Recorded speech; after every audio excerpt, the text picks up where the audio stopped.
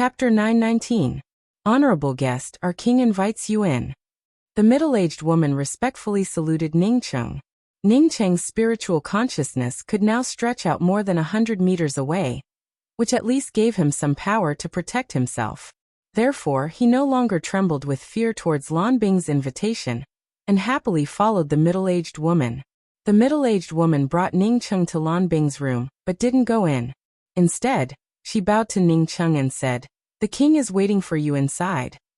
Ningcheng had already seen Lan Bing wearing a veil. He nodded to the middle-aged woman, pushed open the unlatched door and walked in. Ningcheng greets Miss Lan Bing. Ningcheng greeted her politely. Lan Bing stared at Ningcheng and suddenly said, "Are you wondering why I'm wearing a veil today?" Ningcheng showed a slight smile but didn't answer. He thought to himself, "What's so strange about it? I also know that you wanted to kill me and suppress my soul under your Hope Tribe statue after obtaining the Imperial Jade Seal. It's nothing more than a mystery to arouse my curiosity. You should have covered your face with a veil when you first saw me. Heaven Essence Sacred City's star-stepping tower master did a much better job than you." Lan Bing didn't seem to expect Ningcheng to answer and continued, "My Blue True Hope Tribe is actually just a branch of the Hope Tribe. It's a race with a female bloodline inheritance. It's just that the Hope Tribe has withered and is almost completely exhausted. Only our Blue True Hope Tribe is still struggling at death's door. Therefore, we also call ourselves the Hope Tribe." When Ningcheng heard this, he knew that the show was about to start. According to the information he had obtained before, Lan Bing was about to start courting after saying this. He wanted to know what means Lan Bing would use to court him. The Blue True Hope Tribe's inheritance method was similar to the Severing Emotions Dao Sex inheritance method, which was passed down by women. Having said that, Lan Bing suddenly reached out and took off the veil covering her face and looked straight at Ningcheng. A breathtakingly beautiful face appeared in front of Ningcheng. Perhaps only Yu Qing had this kind of beauty, but Yu Qing's beauty was completely different from hers. Yu Qing's beauty had a hint of gentleness and warmth. However, Lan Bing's beauty gave Ningcheng a strange feeling in his heart. It even made him feel a little weird.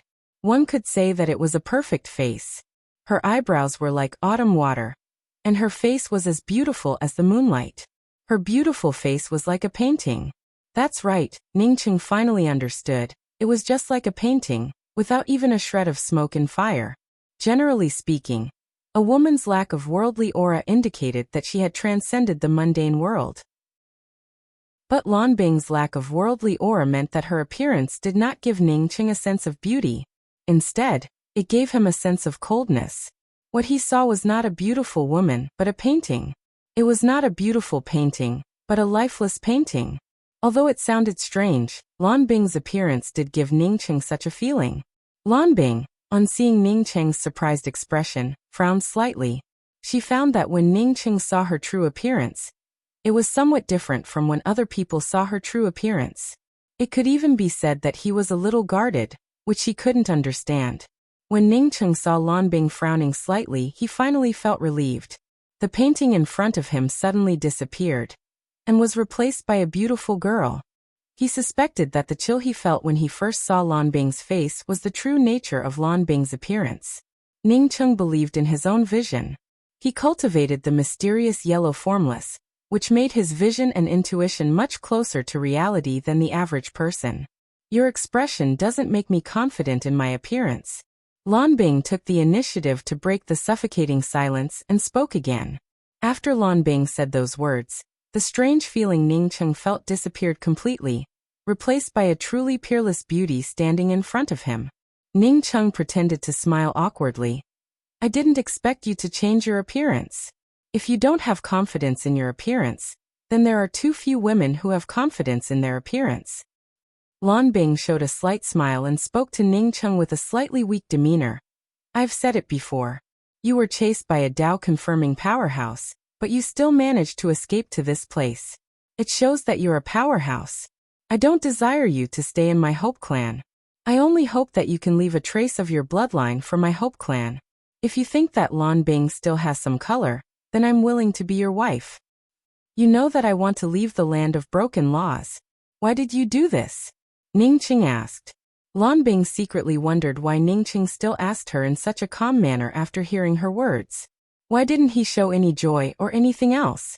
Despite her doubts, Lan Bing still explained. I already told you the reason.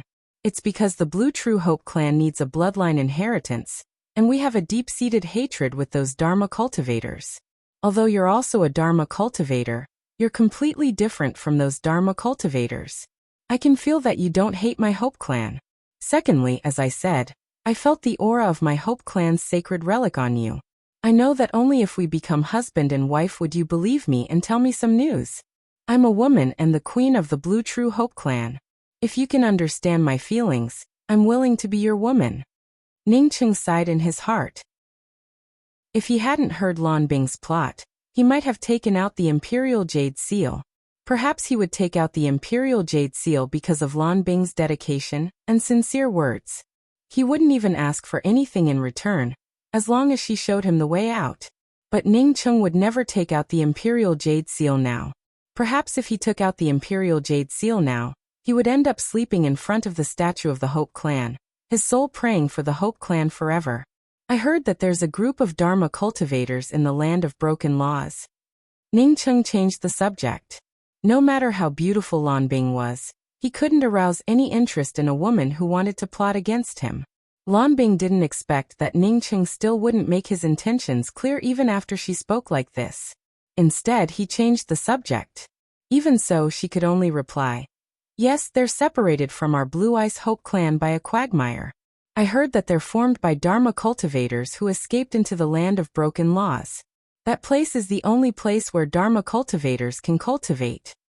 Miss Lan Bing, I'm very grateful for your beauty and your proposal, but I still need to think about it for a while. Also, I want to know more about your Hope clan.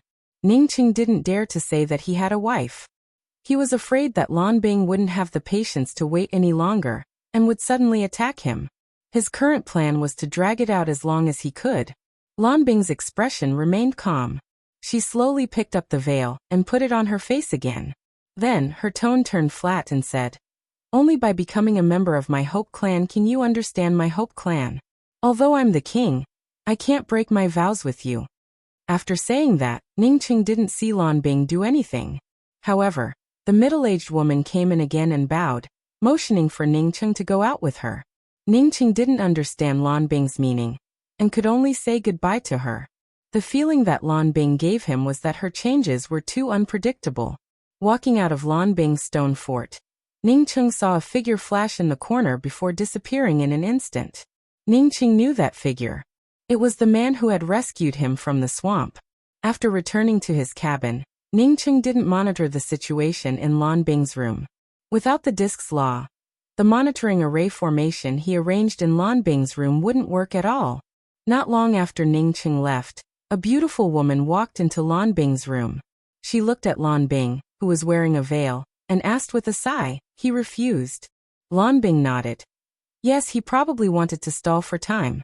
But I can feel that he has no interest in me at all. At this point, Lan Bing also felt a little lost. She had always been confident in her appearance, but Ningqing actually turned a blind eye to her, who had come knocking on his door.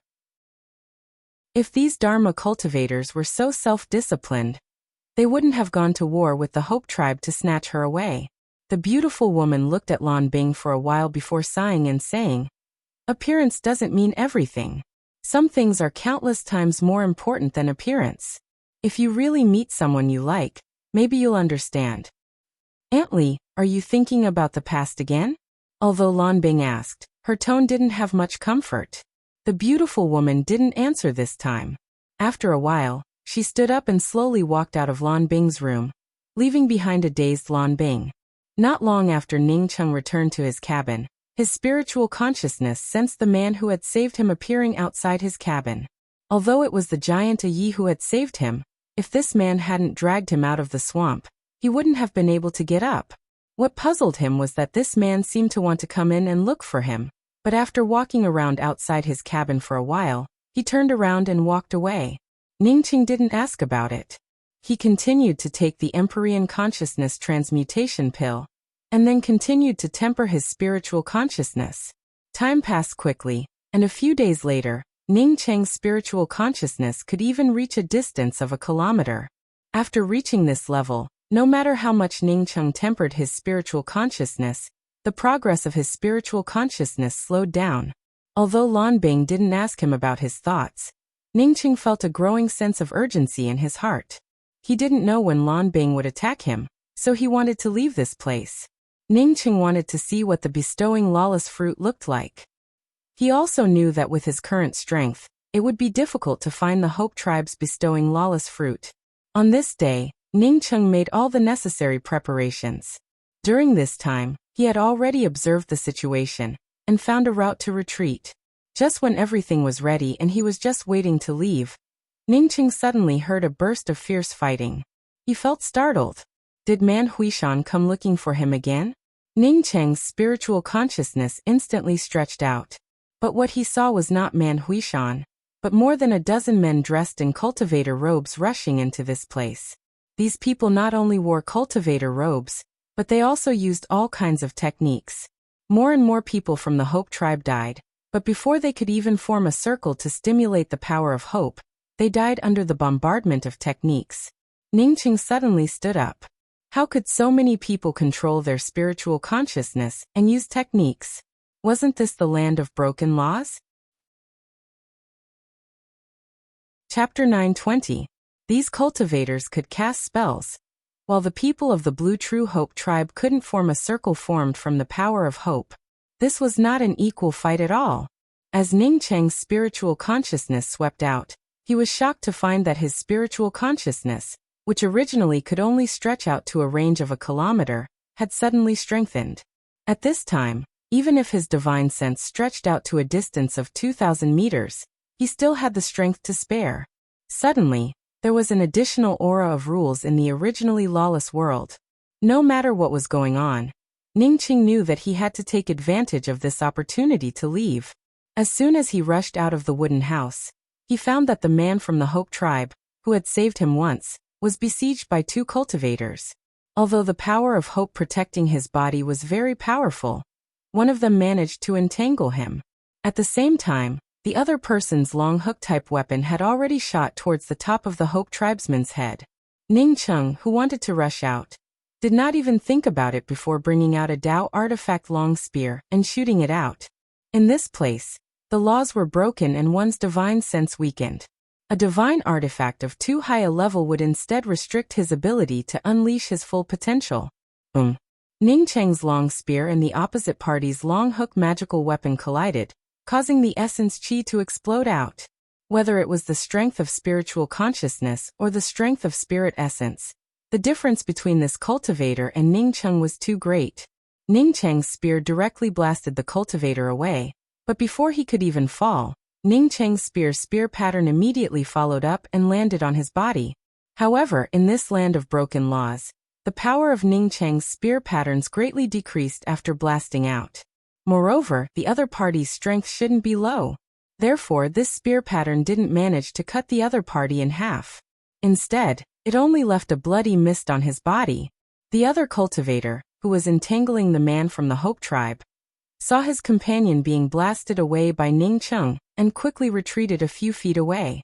He feared that Ning Cheng and this man from the Hope Tribe would besiege him. "Thank you for saving me once." The man from the Hope Tribe managed to escape from death and thanked Ning Cheng gratefully. Ning Cheng smiled. "No need to thank me.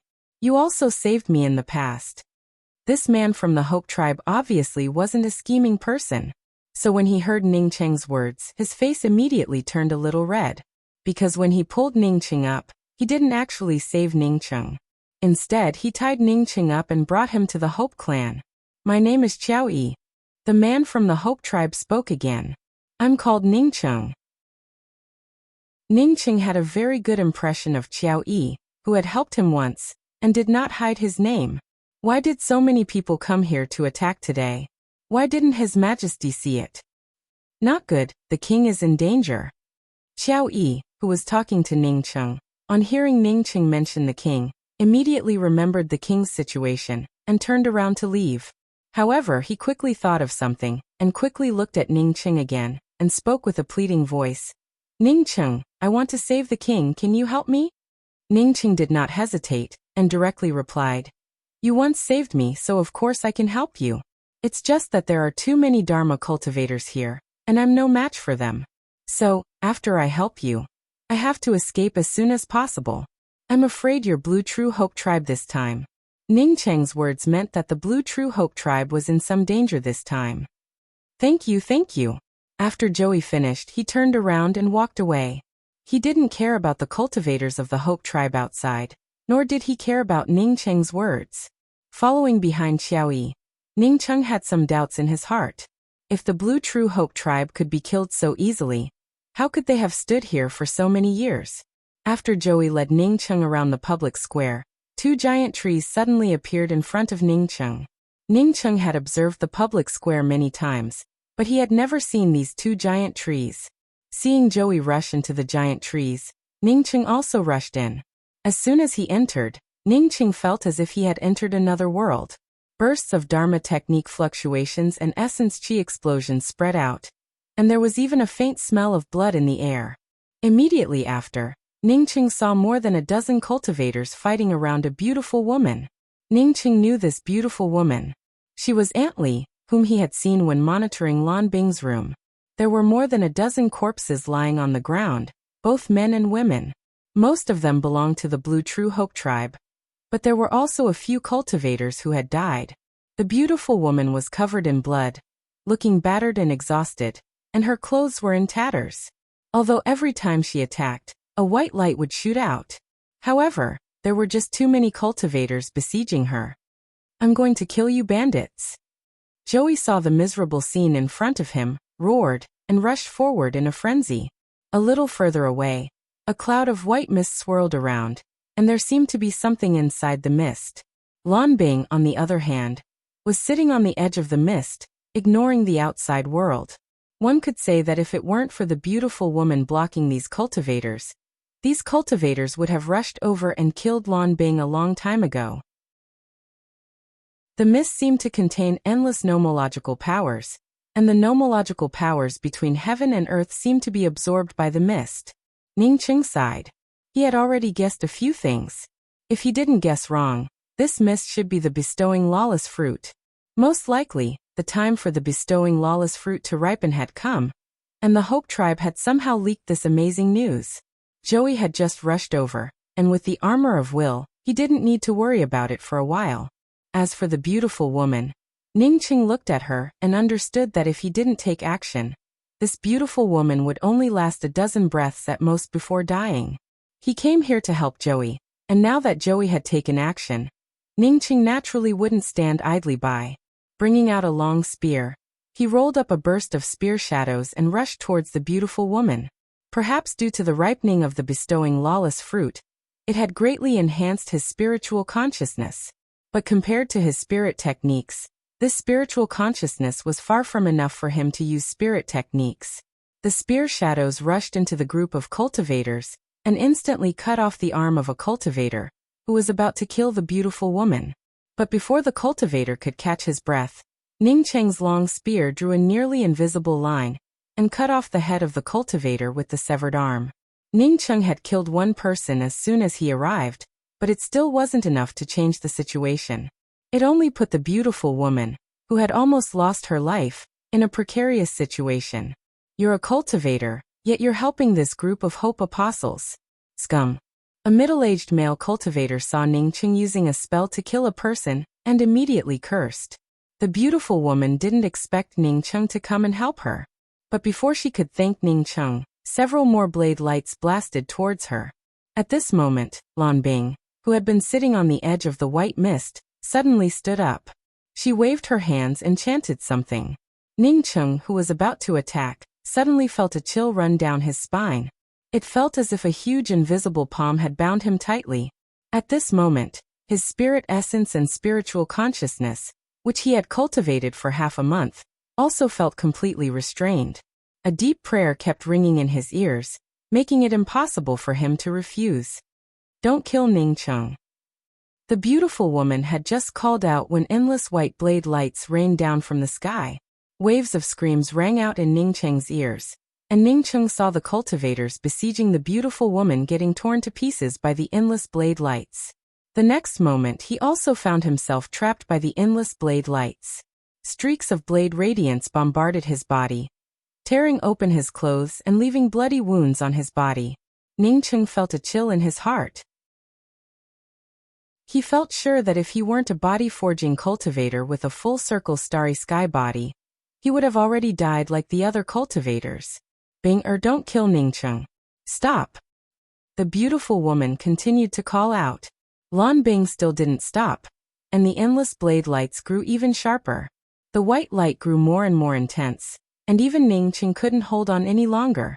At this moment, Ningcheng's body had already turned blood-stained. This scene of being bound by a powerful force and waiting for death made Ningcheng feel very aggrieved. Your Majesty, please spare Ningcheng. Qiao Yi knelt on the ground. But Lan Bing still didn't have any intention of stopping. She continued to condense her hand seals, and the white light kept sweeping out endlessly. Ningcheng felt a little regretful. He knew that the Hope tribe wouldn't be this simple, and it seemed that it was indeed the case. If this continued, even his starry sky body wouldn't be able to bear it. Poof! Finally, when another blade light swept away a bloody mist from Ningcheng's body, Lan Bing stopped chanting. Qiao Yi immediately came to Ningcheng's side and held him with both hands. Ningcheng, are you okay? After Lan Bing stopped chanting and making hand seals, his spiritual consciousness finally recovered a little. He casually took out a robe and put it on his bloodstained body before saying to Qiao Yi, I'm fine. I'm leaving. Let's meet again if fate wills it. While speaking, Ningcheng quickly used his spiritual consciousness to carve a teleportation array deep under his feet. After carving the teleportation array, he slowly withdrew from the two giant trees. He felt a threat from it, a threat to his life. He had come here to help, but Lan Bing didn't show any mercy when she killed him. This made him feel even more aware of this woman's ruthlessness. Even though the cultivators around him had already been killed, Lan Bing still kept mobilizing the will-powered blade lights to attack him. The reason why he set up a teleportation array was that he wanted to take away a few bestowing lawless fruits before leaving. He owed Qiao Yi, not Lan Bing. Since Lan Bing injured him like this, he would feel very uncomfortable if he didn't come back to get some compensation. As Ningcheng walked out of the two giant trees, all he saw were corpses. Except for the few clansmen of the Hope clan who were still alive, all the cultivators who came in had been killed by the will-powered blade lights without exception. Qiao Yi also caught up and apologized to Ningcheng. I'm sorry. His Majesty was anxious about our Hope clan's crisis, so he mobilized the power of hope from the sacred statue to attack these cultivators. He didn't mean to target you. Ningcheng smiled and patted Qiao Yi's shoulder. It's okay. I can understand. If I want to get out of the land of broken laws, do you have a better map? Looking at Ningcheng's bloodstained face and the blade light's wounds, Qiao Yi felt even more guilty.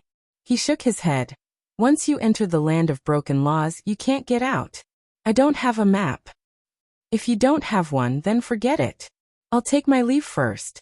After Ningcheng said that, he quickened his pace and quickly walked out of the Hope clan's empty grassland and through the canyon. Along the way, Ningcheng saw the corpses of the Hope clan, and he couldn't help but sigh in his heart. The underworld really was everywhere. Even in the depths of the land of broken laws, such a thing happened. As for himself, wasn't he here to steal the bestowing lawless fruits? Chapter 921. Hand over the relic or die. Lan Bing suddenly appeared at the entrance of the valley and stopped in front of Ningcheng.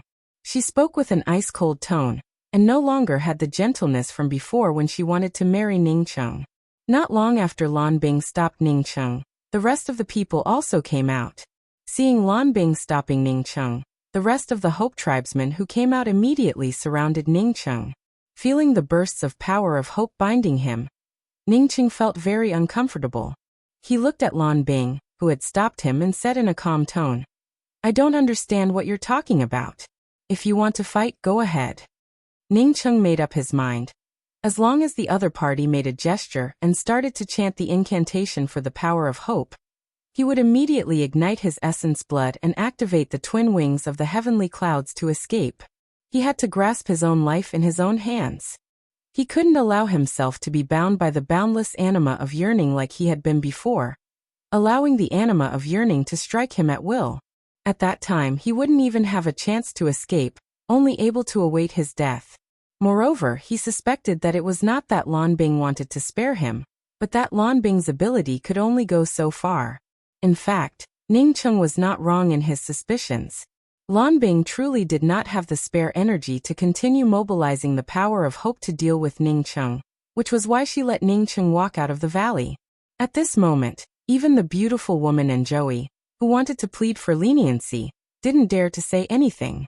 The matter of the Hope Tribe's sacred relic was the most important matter. For the Blue True Hope Tribe, no one could butt in on such matters. Take him down and send him to the holy statue as a sacrifice. Lan Bing didn't even ask any questions, and directly gave the order. Joey opened his mouth, but didn't say anything in the end. The beautiful woman sighed, but she didn't say anything either. Hearing their king's order, dozens of Hope tribesmen who had surrounded Ning City rushed up.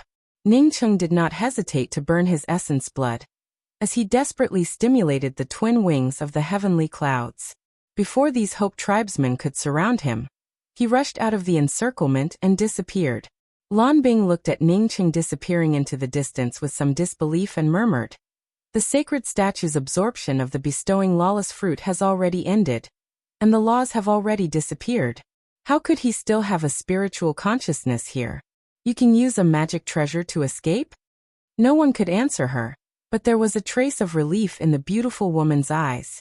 She didn't want her savior to die in front of her without being able to help.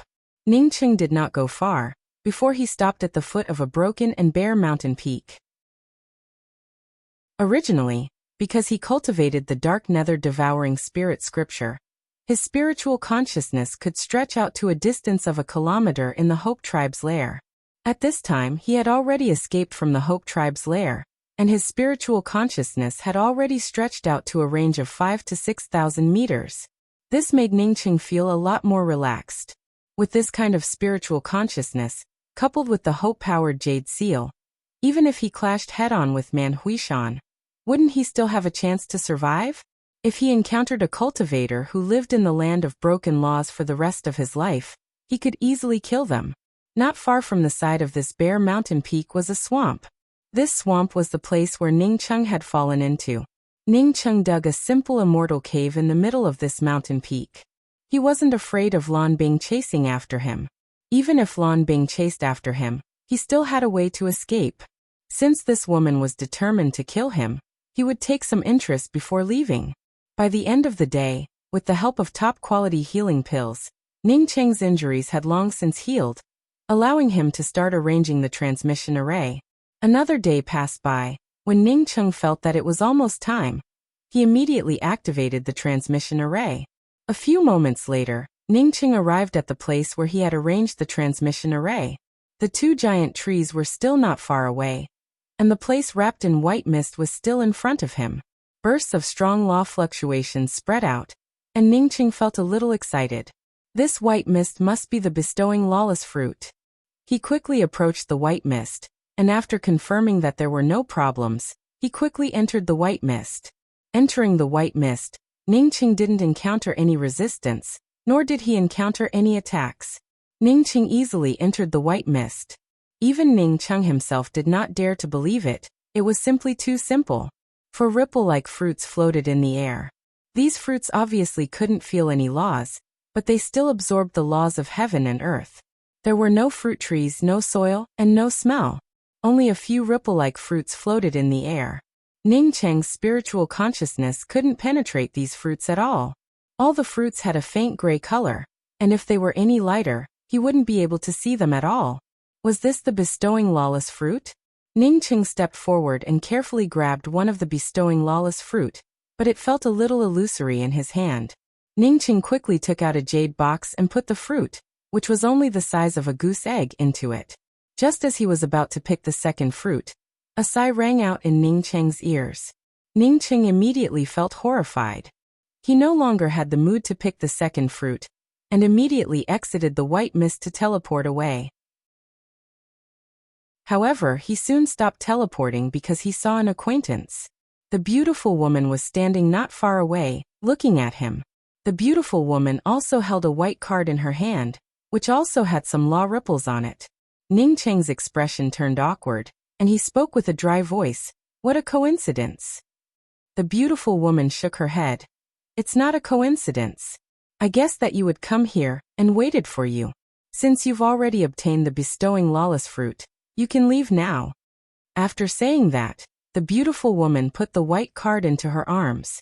Even if Ning Cheng was an idiot, he understood that the other party had helped him. Although he couldn't figure out why the beautiful woman wanted to help him, he still took out the jade box and handed it to the beautiful woman. Sorry. I felt a little uncomfortable because Lan Bing cut me countless times. So I wanted to come and see. Since you saw me helping you, I'll give it back to you. Now that he was caught stealing, even if Ning Cheng had thick skin, he couldn't just walk away like that. Moreover, Ning Cheng vaguely guessed that it was this beautiful woman's help that allowed him to enter the white mist without being discovered. When the beautiful woman saw Ning Cheng take out the jade box and return the bestowing lawless fruit to her with an awkward expression, she showed a smile. However, she shook her head. No need. You can take it. This fruit was originally my gift to you. I also have a share of the fruits here. Since you saved my life, it's only right for me to return it to you. It's just that you can only take one with you. Ning Cheng finally understood why he could pick the bestowing lawless fruit without any hindrance. Seeing that the beautiful woman wasn't pretending, he hesitated for a moment before putting away the bestowing lawless fruit. What's elder sister's name? Ning Cheng understood what the beautiful woman meant. If he hadn't come to help, this beautiful woman wouldn't have lasted until Lan Bing stood up and mobilized the power of hope to attack the enemy. In fact, he didn't want to help this beautiful woman. Instead, he promised to repay Qiao Yi's kindness. The beautiful woman smiled. Just call me Ali. I'm not an elder sister. After saying that, she took out another jade strip and handed it to Ning Cheng. This jade strip contains a route. I'm not sure if it will lead us out of the land of broken laws, but it's the only route that might lead us out of the land of broken laws. Thank you, elder sister Li. You should be the king of the Blue True Hope tribe. Ning Cheng happily took the jade strip. For him, this was the most valuable thing. It was even more valuable than the bestowing lawless fruit in his hand. Talking to this beautiful woman called Ali was much more comfortable than facing Lan Bing. Ali's face showed some sadness. She was originally the king of the Blue True Hope tribe. Because of her failure, because of her indecisiveness, because of her deceit, she not only failed to bring up the Blue True Hope tribe, but also caused it to wither. Bing was obviously more suitable to be the king than her. Only under Bing Er's leadership could the Blue True Hope tribe leave the land of broken laws and have their own place. You should leave quickly. Bing is coming. I gave her everything here not long ago. Ali came back to her senses and sighed. After listening to Qiao Yi's words, she knew that Ning Cheng had come here to repay her kindness. From this, she understood that Ning Cheng was a person who knew how to repay kindness. She had also been saved by Ning Cheng. Since Ning Cheng knew how to repay kindness, the people of her Blue True Hope tribe also knew how to repay kindness. She couldn't stop the king from attacking Ning Cheng, but she could help Ning Cheng as much as she could. Although she knew that giving up the bestowing lawless fruit wasn't something she could do, it was a major event for the Blue True Hope tribe. Even if she was Bing Er's aunt and the previous king, she would most likely end up in the dungeon because of this matter. Many thanks, elder sister Li. Ning Cheng will take his leave. Ning Cheng thanked her again, and took out the teleportation array flag. If you have a conflict with Bing in the future, please let her go for my sake. Ali followed up just as Ning Cheng was about to leave. She had thought that even if Ning Cheng wanted to come here, he would have come here stealthily. She didn't expect Ning Cheng to come in through a teleportation array. Ning Cheng could carve a teleportation array here, and then teleport in without using any tricks. This showed that he wasn't a simple cultivator. He was likely to become a powerhouse in the future. She didn't say those words casually. Who could guarantee that such a thing wouldn't happen in the future? Ning Cheng nodded. As long as she doesn't violate me, I won't touch her for your sake. After saying this, Ning Cheng seemed to have thought of something again. He took out a jade box and handed it to Ali. "This is a small token of my appreciation. Consider it as a repayment." After saying this, Ning Cheng brought out the array flag and disappeared in an instant. Ali opened the jade box, and a jade seal carved with a sacred butterfly appeared inside. Ning Cheng knew that he and Ali would never have a chance to meet again. He never liked to owe people a favor. Ali thought that he had saved her life, but only Ning Cheng knew that he had only helped Xiao Yi. This time, because of Ali's kindness, he decided to return the jade seal to Ali to repay the other party's help. Now that he had a route map in the land of laws, and his spiritual consciousness was slowly growing stronger, he was no longer the ant who had just escaped into the land of laws. Even without the hope-powered jade seal, he didn't need to fear anyone. Chapter 922. Ali clenched the jade box in his hand, and his heart surged. She didn't expect that just to repay a debt of gratitude, she would actually get the Hope Tribe's ancient desolate wish butterfly in exchange. Although it was wrapped by the imperial jade seal, she was sure that this was the real ancient desolate wish butterfly.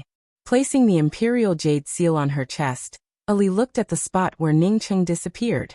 After a while she murmured, "Thank you, you are a real man." After a while, she continued to mutter to herself, "Not only are you a real man, you will also be a real expert in the future, I'm sure. A Dharma cultivator seriously injured by the power of hope, yet you managed to fully recover in such a short time. Even if I didn't give you the map jade strip, the land of broken laws wouldn't be able to bind you."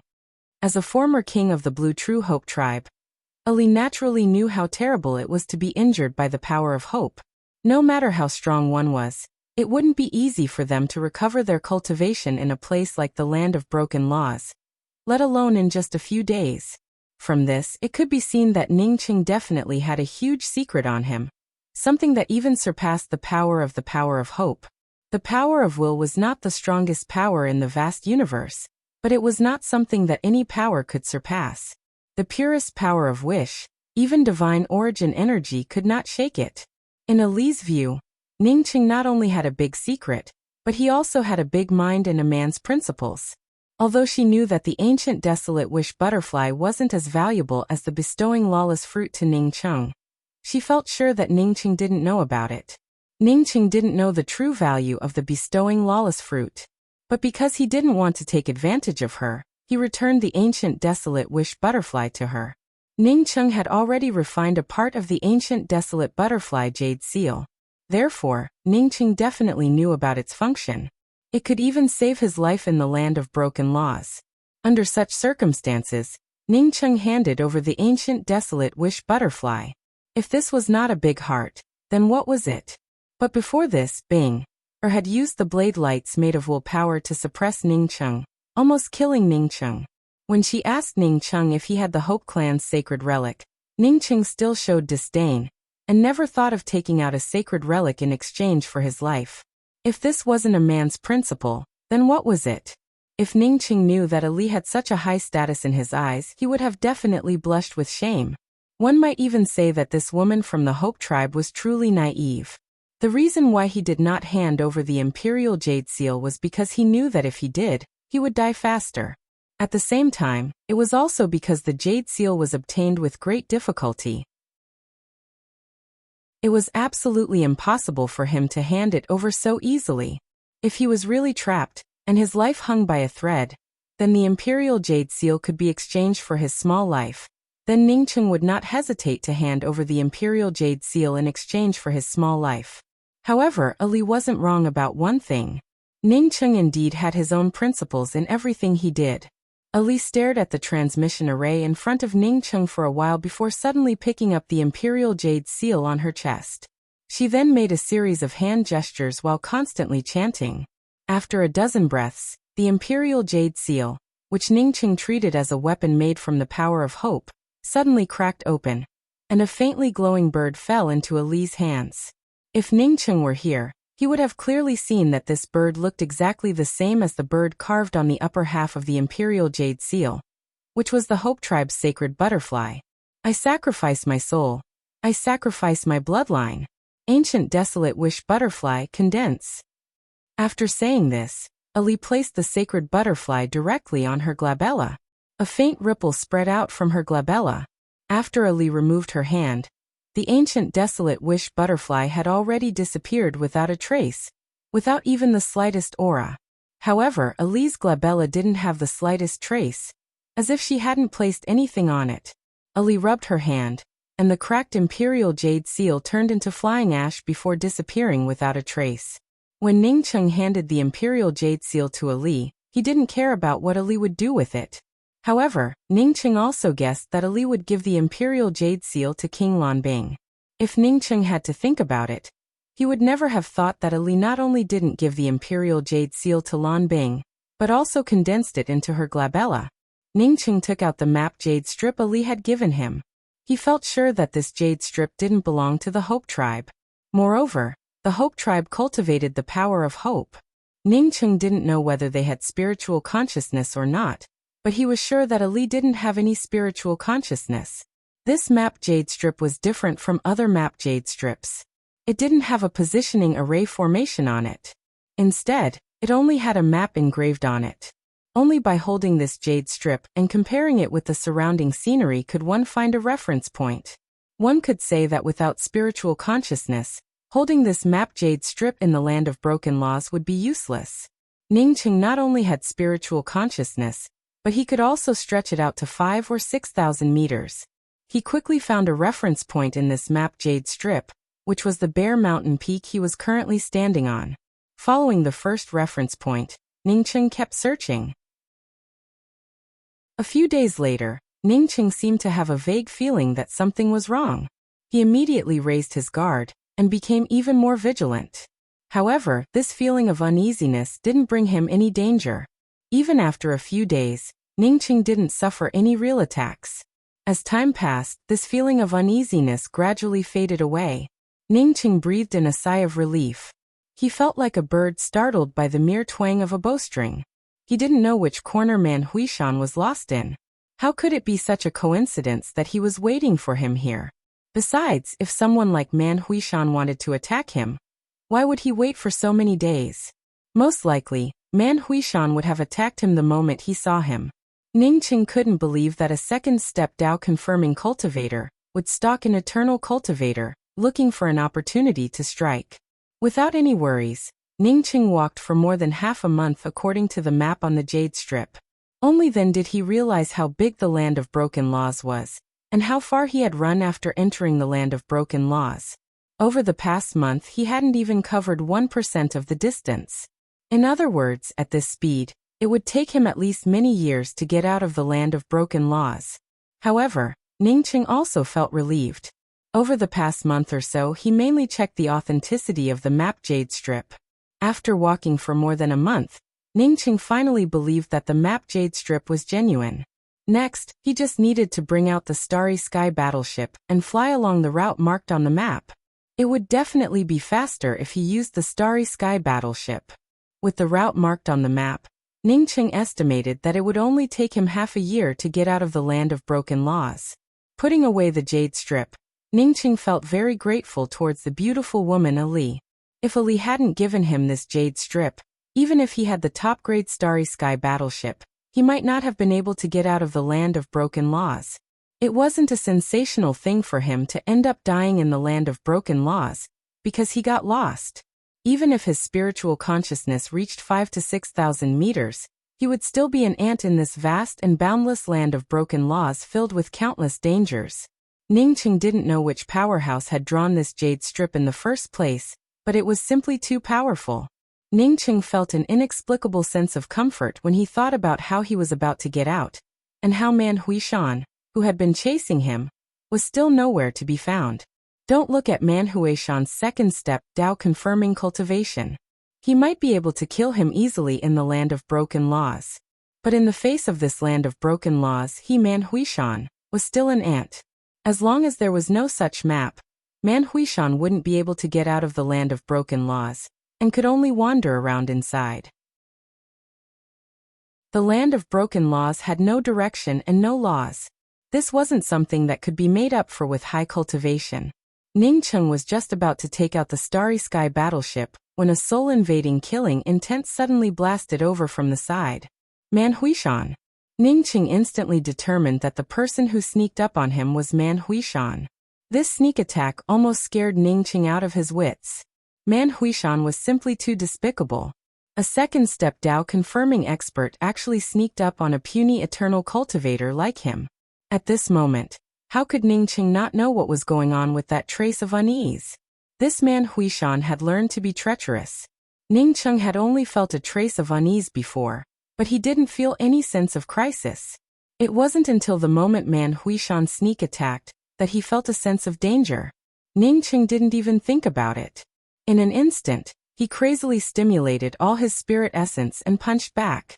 At this moment, he had nowhere to escape. Apart from blocking, he had no other way.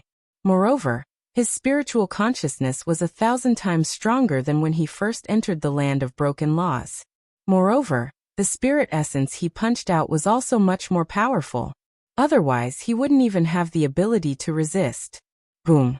A violent force swept over, and Ningqing flew out like a kite with a broken string. A line of blood splattered through the air, and Man Huishan's attack almost shattered his internal organs. Feeling a wave of weakness and exhaustion, Ningqing forcibly raised his spiritual consciousness. How could he care about pill toxins? He directly swallowed a handful of medicinal pills, and took advantage of the momentum to escape. Only Ningqing knew how terrible his injuries were. Even the medicinal pills he personally refined couldn't stop his injuries from worsening. He had learned from the last time he almost caught Ningqing, and let Ningqing escape by a fluke. This time, Man Huishan came fully prepared and even tried to kill Ningqing. But he didn't expect Ningqing to still be able to escape. No wonder you're so arrogant. It turns out that you're a powerful body-forging cultivator. Man Huishan gave a cold snort, and turned into a shadow as he chased after Ningqing. Ningqing wasn't a body-forging expert. That attack just now could have torn Ningqing's corporeal body to pieces. He hated those disgusting Hope Clan.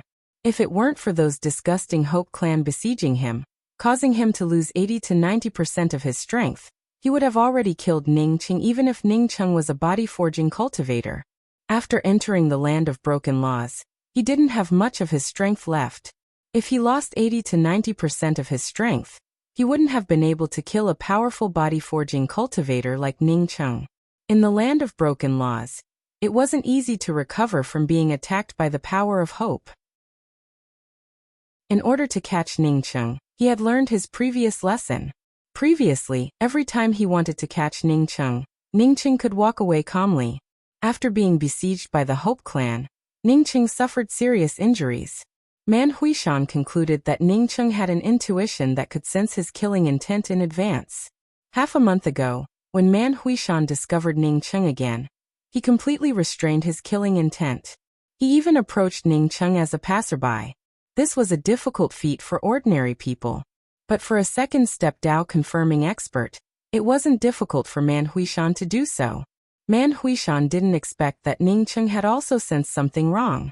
It was only because he was able to remain calm and did not make a move against Ningqing, which allowed Ningqing to gradually relax, allowing him to successfully strike him. But even so, because Ningqing's strength had soared, his strength hadn't recovered. Under such circumstances, Ningqing suffered serious injuries, but still managed to escape. Chapter 923. Despair rose in Ningqing's heart. The gap between him and Man Huishan was too big. Coupled with his previous injuries, he couldn't resist even if he wanted to. This place reminded him of a novel he had read before. In that novel there was a valley of vile men. It seemed that some people with nowhere to go had entered the valley of vile men. Ningqing didn't know if this place was filled with people with nowhere else to go. At the very least, he had no choice but to stay here. Talkative fellow. Man Huishan snorted coldly. He didn't care about Ningqing's words at all. Ningqing was just an ant who hadn't reached Dao-confirming realm. If he wanted to punch him, he would have to wait until his next life. He did have 2 breaking boundary talismans, but unfortunately, this was the land of broken laws. As such, the breaking boundary talismans had no use at all. Even the teleportation array he had set up in the Blue True Hope tribe could only teleport a short distance. Moreover, he needed to condense a trace of the laws of space within the range of his spiritual consciousness. The powerful impact caused Ning Cheng's movements to stagnate. Another blood mist sprayed out from his body as his body crashed into the foot of the mountain in the distance. The dark-faced middle-aged man said with a calm voice, "Go and handle the formalities. It's the same 10 million spirit crystals." This made Ning Cheng wonder if the group of cultivators who wanted to steal the bestowing lawless fruit from the Hope tribe had come out of this place. The dark-faced middle-aged man didn't take Ning Cheng's storage bag.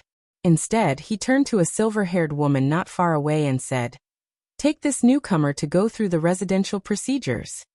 Ning Cheng felt a sense of respect for this person. In a place without any laws, this person had arranged such a powerful law array formation. This showed that this valley master was not only a powerful person, but also had a broad mind. He used the verdant nature to encourage the many cultivators living in the valley to survive. Man Huishan sneered, stepped forward, and raised his hand to grab at Ning Cheng. Ning Cheng looked at Man Huishan's face and immediately knew what Man Huishan was thinking.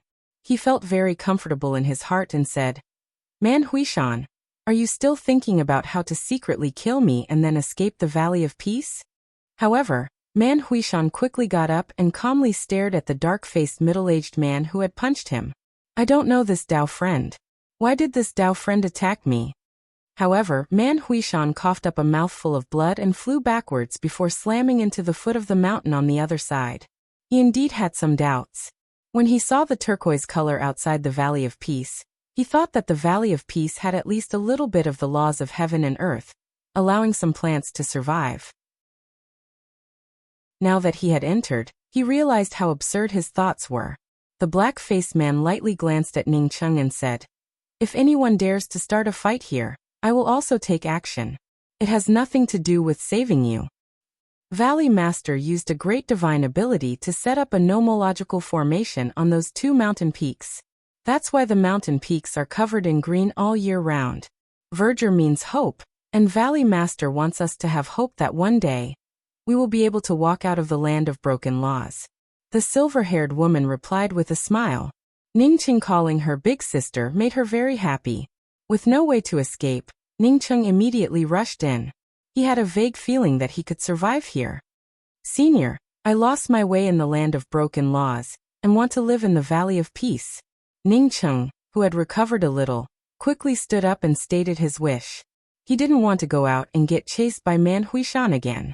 Man Huishan's face sank when he saw that Ning Cheng wanted to live here. He then cupped his fists towards the black-faced middle-aged man and said, "This Dao friend, I also want to live here."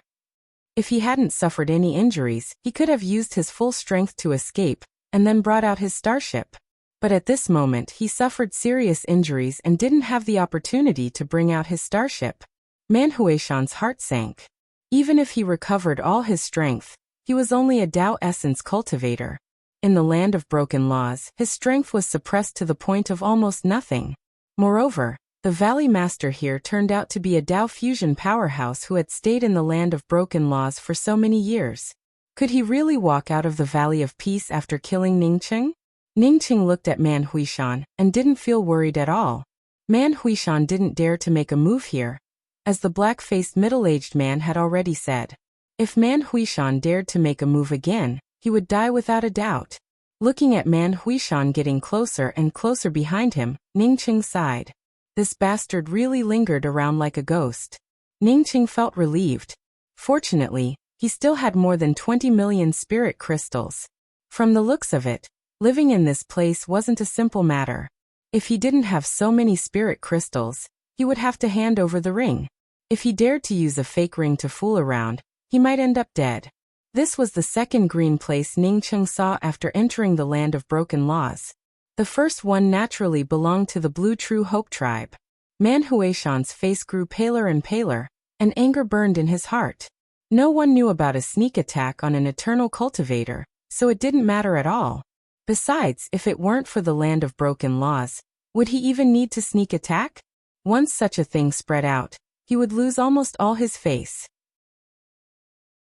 The black-faced middle-aged man's fist was clearly stronger than Man Huishan's. After the fist collided and the essence chi exploded, The black-faced man didn't move an inch. Ningqing shook his head and said, "It's not that others don't dare, but rather disdain. But this person might not necessarily be the case. This person's name is Man Huishan, and I heard that he's the Dragon Emperor of the Grand Essence Sea's barbarian dragon clan. Although his cultivation looks good, he's a despicable person. Look at the injuries on my body, they're all caused by his sneak attack. Haha. A Tao Essence Holy Emperor sneak attacked an eternal cultivator like me. This fellow has a lot of integrity. The only reason he lived here was to kill Ningcheng. Once his cultivation recovered, he would definitely find a chance to kill Ningcheng. As long as he killed Ningcheng, he would immediately seal Ningcheng's essence spirit, and then leave the Valley of Peace with Ningcheng's body. He was a dignified dragon emperor and a second-step Tao confirming expert. Naturally, he wouldn't be as shameless as Ningcheng and argue with his grandfather's words. Although she didn't understand the meaning of integrity, the silver-haired woman looked at Man Huishan with contempt after hearing Ningcheng's words. You're a Tao Essence Holy Emperor, but you're also a powerhouse among powerhouses. It's not a big deal for a Holy Emperor to kill an eternal cultivator. But you want to kill an eternal cultivator with a sneak attack? Not only is it despicable, but it's also shameless. Just when Ningcheng decided to burn his life to save Man Huishan and find a way to drive the Starry Sky battleship, he saw two huge mountain peaks. 3 large words suspended in the middle of the mountain peaks, Valley of Peace. There were even verdant trees and flowers on the inside of the mountain peaks. Man Huishan also rushed into the valley at this time. But before Ningcheng's long spear could come out, Man Huishan punched towards Ningcheng. He didn't fear this dark-faced man. The reason why he suffered a loss was that he had been severely injured by the power of hope and hadn't recovered yet. Once he recovered, even if he couldn't easily defeat this dark-faced middle-aged man, he wouldn't be sent flying with a single punch. Elder sister, I just saw that the 2 mountain peaks still had some cyan color when I was outside. Why is it that after coming here, the other places are still so barren, and only those 2 mountain peaks still have a bit of cyan color? Ningcheng didn't care about the blood covering his body, and asked the silver-haired woman with cupped fists. Boom! A powerful essence chi explosion appeared not far in front of Ningcheng, and a dark-faced middle-aged man blocked Man Huishan's punch. Without stopping Ningcheng, he easily entered the Valley of Peace. As soon as he entered the valley, Ningcheng saw the figures of several cultivators. Sure enough, this was the place where the Hope tribe spoke of Dharma cultivators. The boundary-breaking talisman could break through planar boundaries.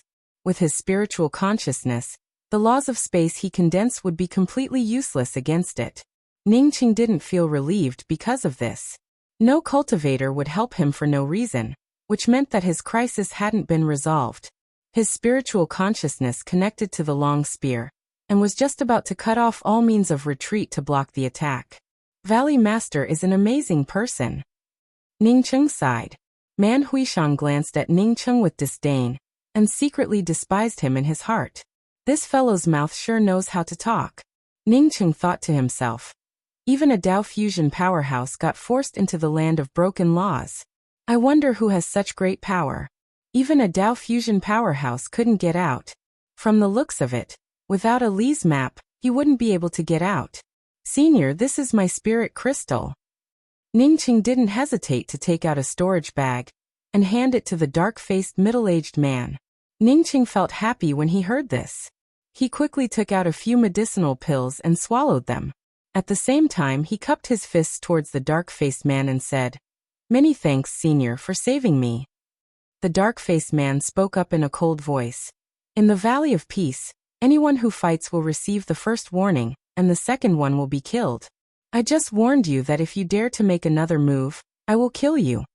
Thinking of the Blue True Hope tribe, Ningcheng suddenly thought of another gathering place in the land of broken laws that opposed the Blue True Hope tribe. That was the place where Dharma cultivators lived. Ningcheng guessed that the Valley of Peace should be the place where Dharma cultivators lived in the land of broken laws. The laws here were also broken and didn't have any spiritual chi. The verdant greenery here was only half of the mountain peak, while the other places were either monotonous yellow-gray or black and white. Ningcheng didn't care about it at all. No matter what, this dark-faced middle-aged male cultivator had saved him once. He felt that this dark-faced middle-aged man's strength wasn't any lower than Man Huishan's. As for why Man Huishan got blasted away in a single exchange, it was naturally because he wasn't on guard. Moreover, this was the land of broken laws. Strength didn't necessarily mean that one would be stronger in here.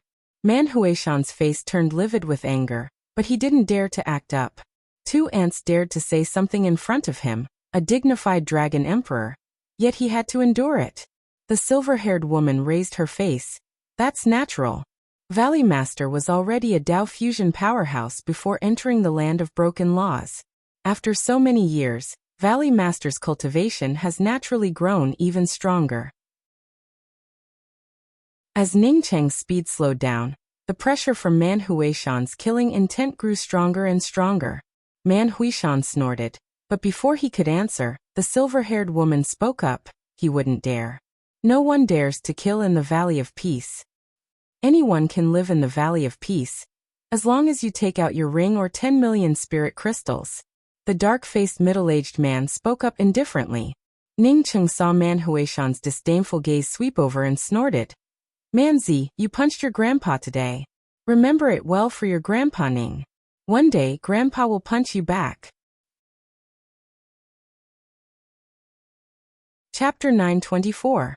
After chatting with the silver-haired woman along the way, Ning Cheng learned that this silver-haired woman's name was Carol, a receptionist. She didn't have many things to do, because there were too few people who came here. The Valley Master's name was Saikuzi Yuan. Ning Cheng only knew that he was very strong and treated everyone in the valley fairly. The dark-faced middle-aged man from before was called Eddie, one of the valley's guardians. Before Eddie came to the Valley of Peace, he was also a top-level powerhouse. Along the way, Ning Cheng saw some cultivators' caves. These cultivators' caves all looked ordinary, and only a few cultivators' caves gave off some faint spiritual chi fluctuations.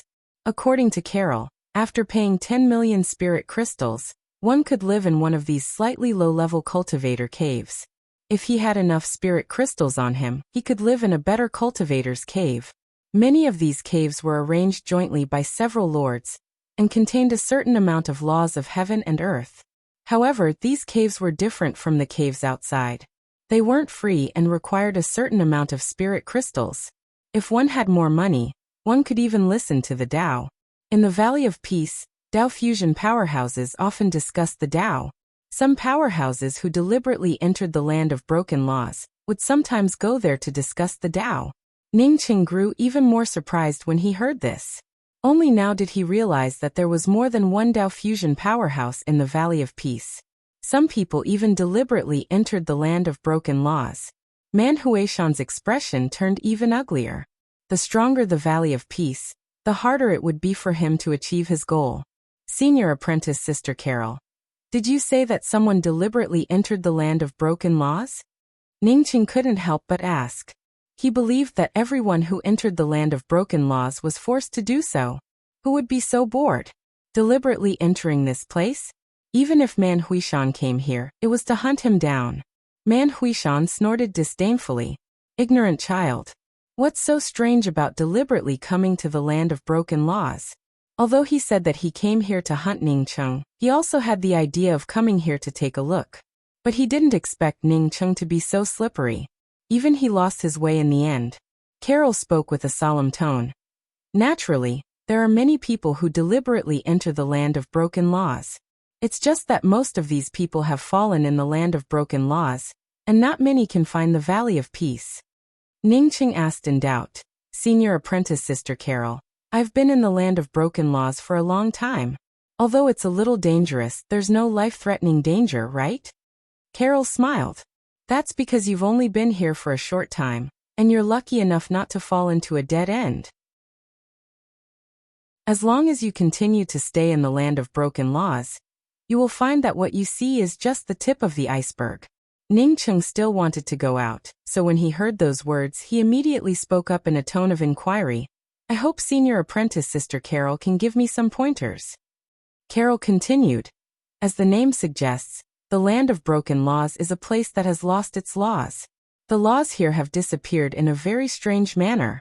Moreover, the laws governing survival between heaven and earth always dissipate inadvertently. Most of the time, the place you went to might just make you unable to extend your divine sense and drive your divine essence. But sometimes you would be bound by the irregular space that suddenly descended. Once you were bound by this kind of unruly space, let alone spiritual consciousness and spirit essence, even moving would be difficult for you. At this time, if you were trapped in the quagmire would drown you. If you were trapped in a lawless whirlpool, the whirlpool would slowly peel away your flesh and soul. Don't say that you wouldn't choose a dangerous place to walk. Even if you were standing on solid ground, the ground you were standing on would quickly turn into a whirlpool or a swamp quagmire. Ningcheng suddenly recalled that he had been trapped by the sudden descent of the swamp, and then his divine sense and divine essence had disappeared. He somewhat understood what Carol meant. At that time, Man Huishan had also been trapped, but Man Huishan could still stretch out a part of his divine sense. Most likely, it was because his cultivation was higher than his. According to Carol, these abruptly appearing binding forces varied in strength. Once Man Huishan was bound by a more powerful lawless space, perhaps he would have no choice but to wait for death. I once met some strange people inside. They said that they were from the Hope clan. Are these people not bound by the land of broken laws? Ningcheng asked carefully. He didn't know if the people who snatched the bestowing lawless fruit were from the Valley of Peace. After hearing Ningcheng's words, Carol's tone turned solemn. The Hope clan is a unique existence in the land of broken laws. They are very vigilant, and the Valley of Peace, and they mind their own business. I heard that even Dao fusion powerhouses can only dissipate under the power of hope if they go to the land of hope. So if you see people from the Hope clan in the future, don't talk to them.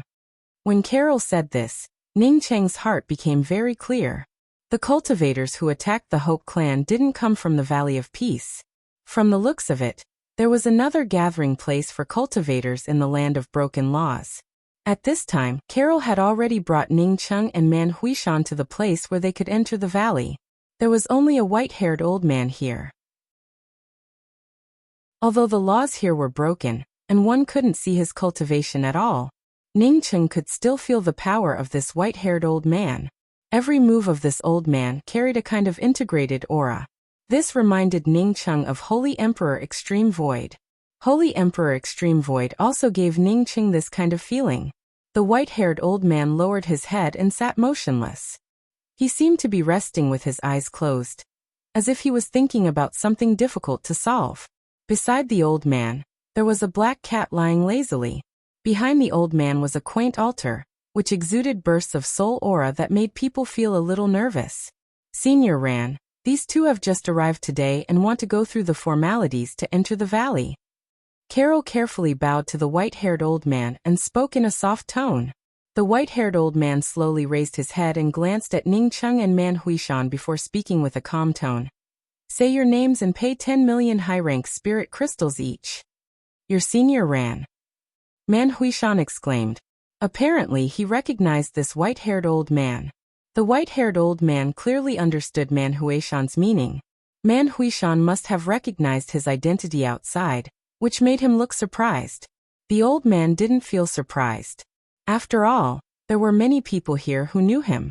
Therefore he still spoke with a calm tone. Everyone knows that I'm Senior Ran. Seeing that the white-haired old man didn't have any intention of speaking, Man Huishan also didn't say anything. Ningcheng took out a storage bag containing 10 million spirit crystals and handed it over before speaking with a respectful tone. Junior Ningcheng, here are 10 million spirit crystals.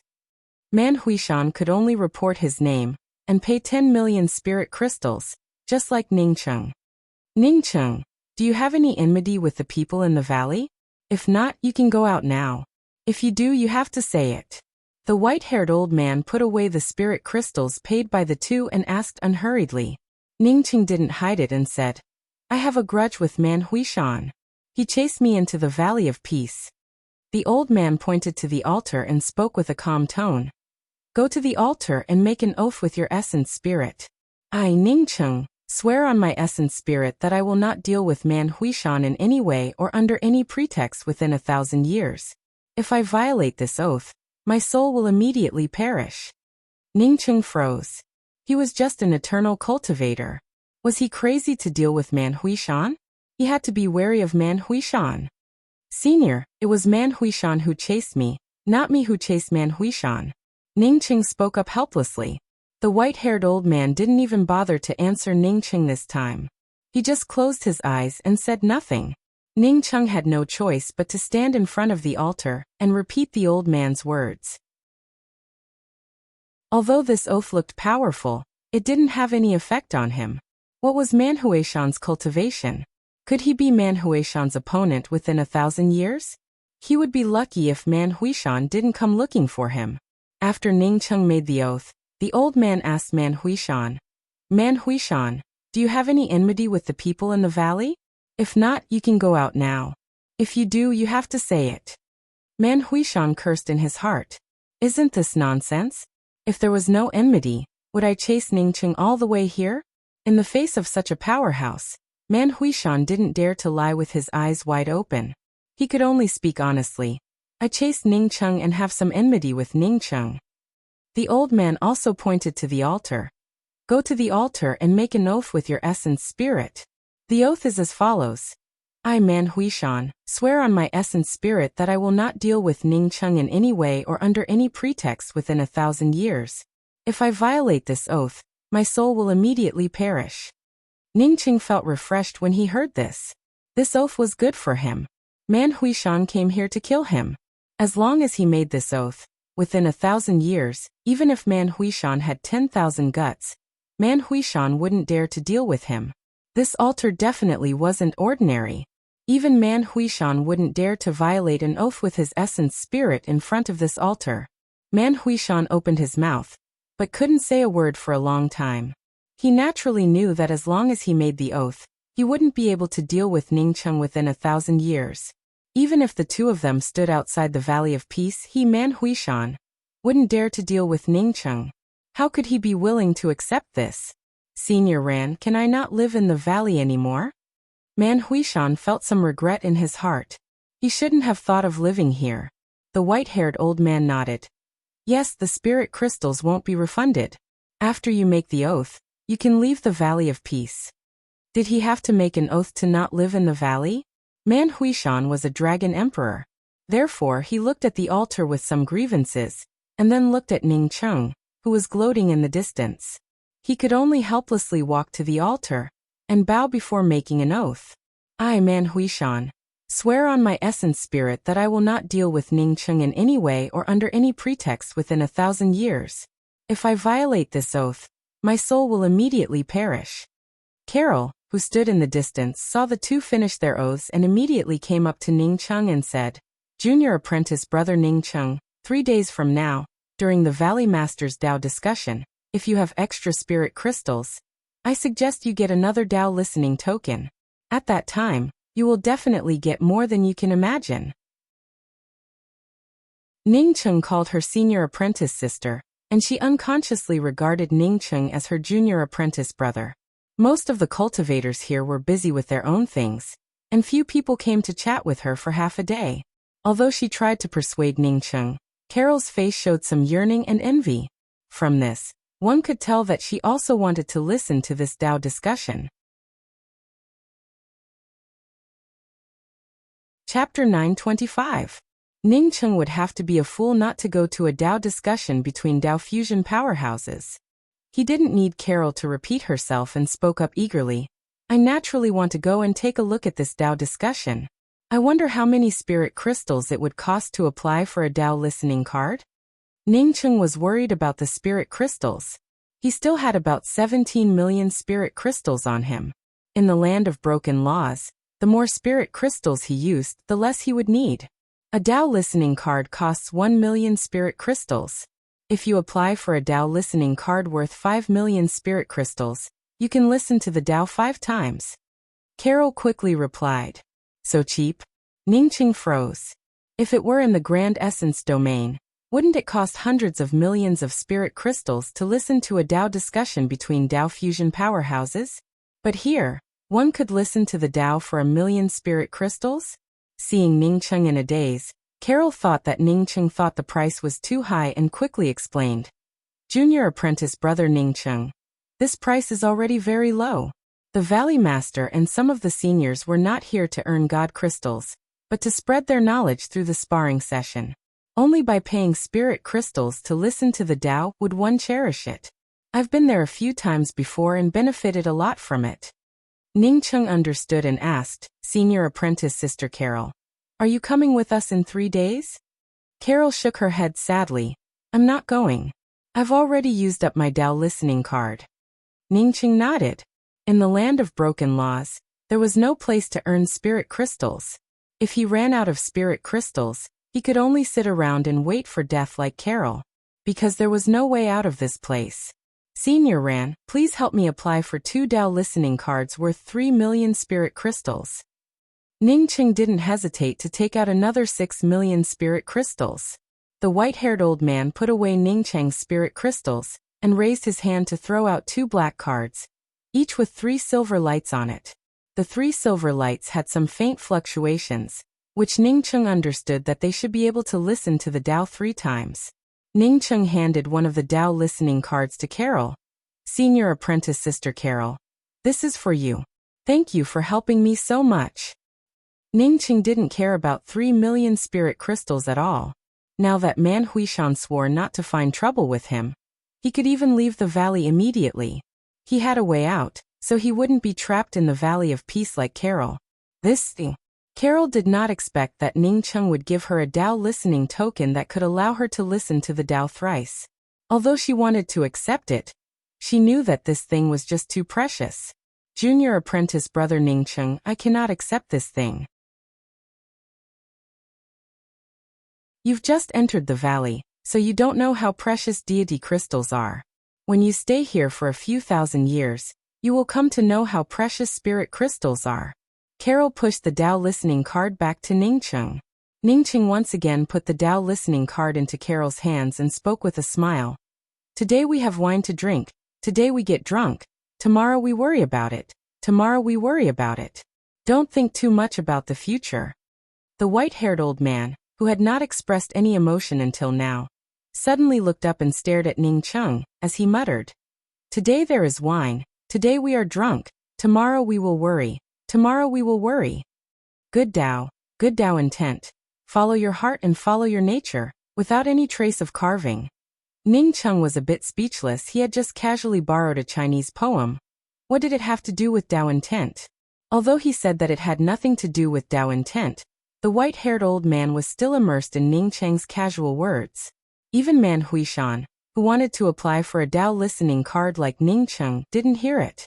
Hearing Ningcheng's casual words, Carol's eyes lit up, and she no longer pushed Ningcheng's Tao listening card. A cultivator with the Tao intent of, today we have wine to drink, today we get drunk, tomorrow we will worry about it, would never care about these 3 million spirit crystals. Thanks to giving Carol a Tao listening card, Carol helped Ningcheng find the best place to live without spending spirit crystals. Although it didn't contain any spirit chi, it was spacious. After returning to his residence, Ningcheng immediately began to heal. Man Huishan's injuries weren't light, and since he had to attend the Tao listening conference in 3 days, he had to be in his best condition. Without the threat of Man Huishan, Ningcheng felt much more relaxed. In just 2 days, he had fully recovered from his injuries.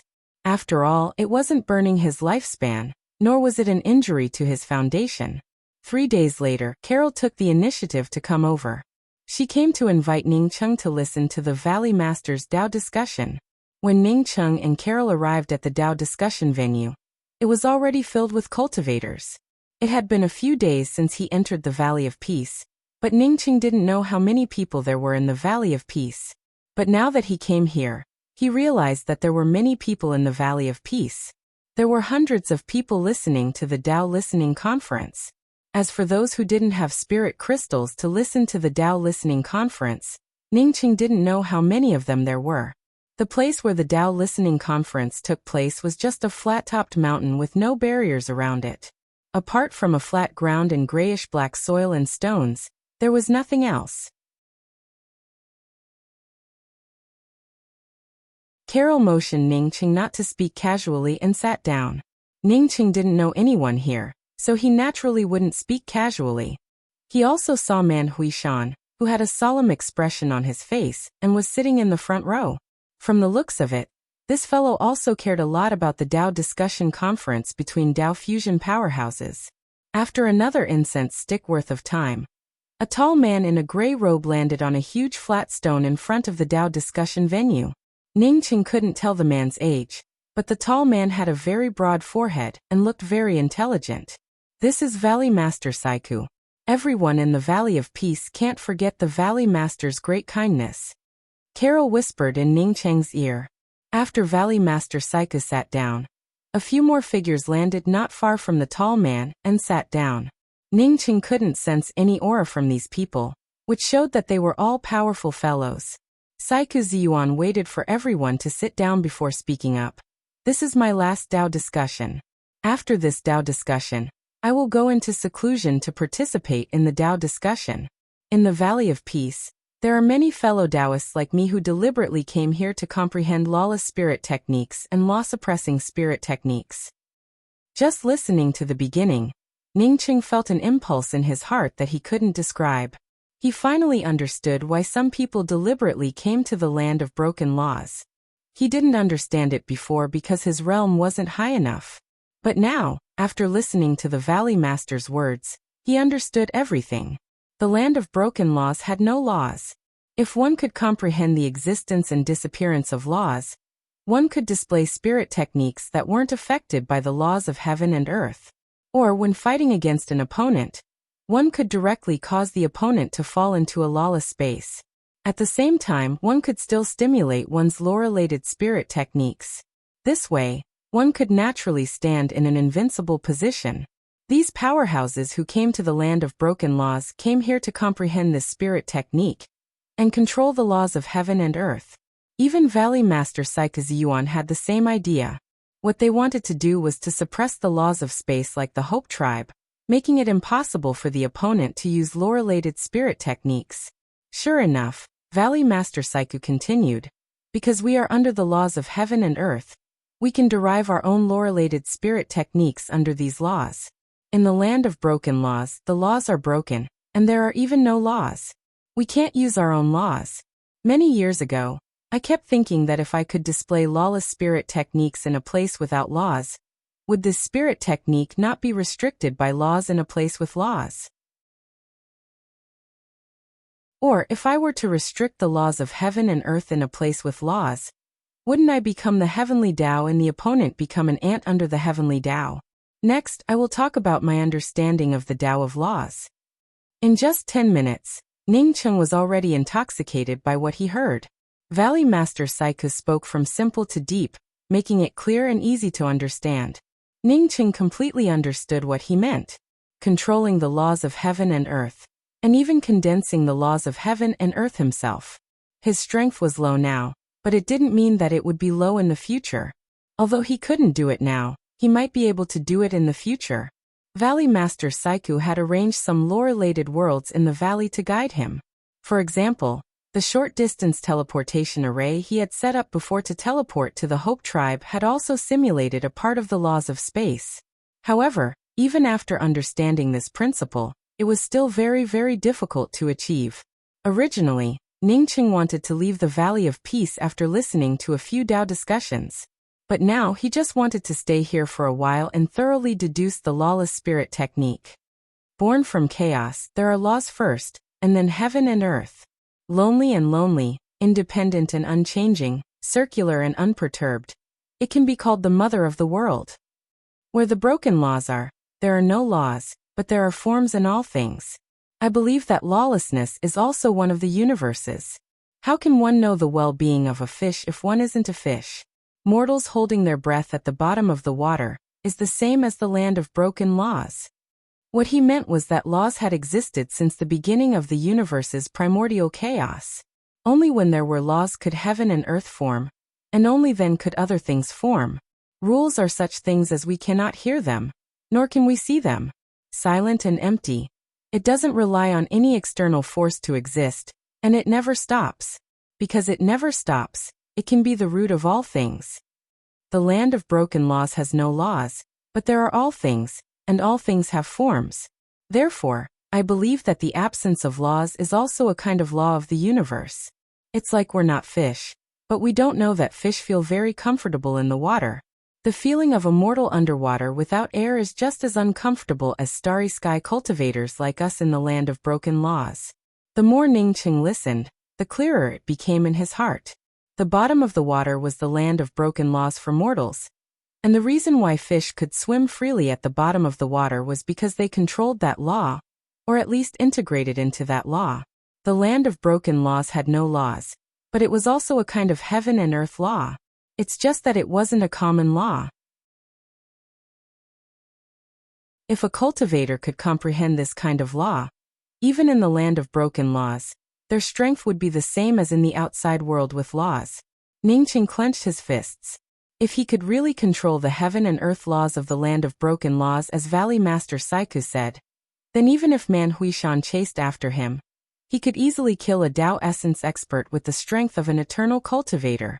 Thinking of comprehending the lawless spirit technique of the land of broken laws, Ningcheng immediately thought of the bestowing lawless fruit. It was a Tao fruit that absorbed the laws of heaven and earth, but became lawless. What would happen if he used this Tao fruit to comprehend the lawless spirit technique?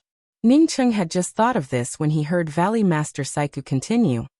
I heard that there is a Tao fruit in heaven and earth called the bestowing lawless fruit. It absorbs the laws of heaven and earth, but doesn't contain any laws. If you can obtain this fruit, you might be able to get twice the results with half the effort.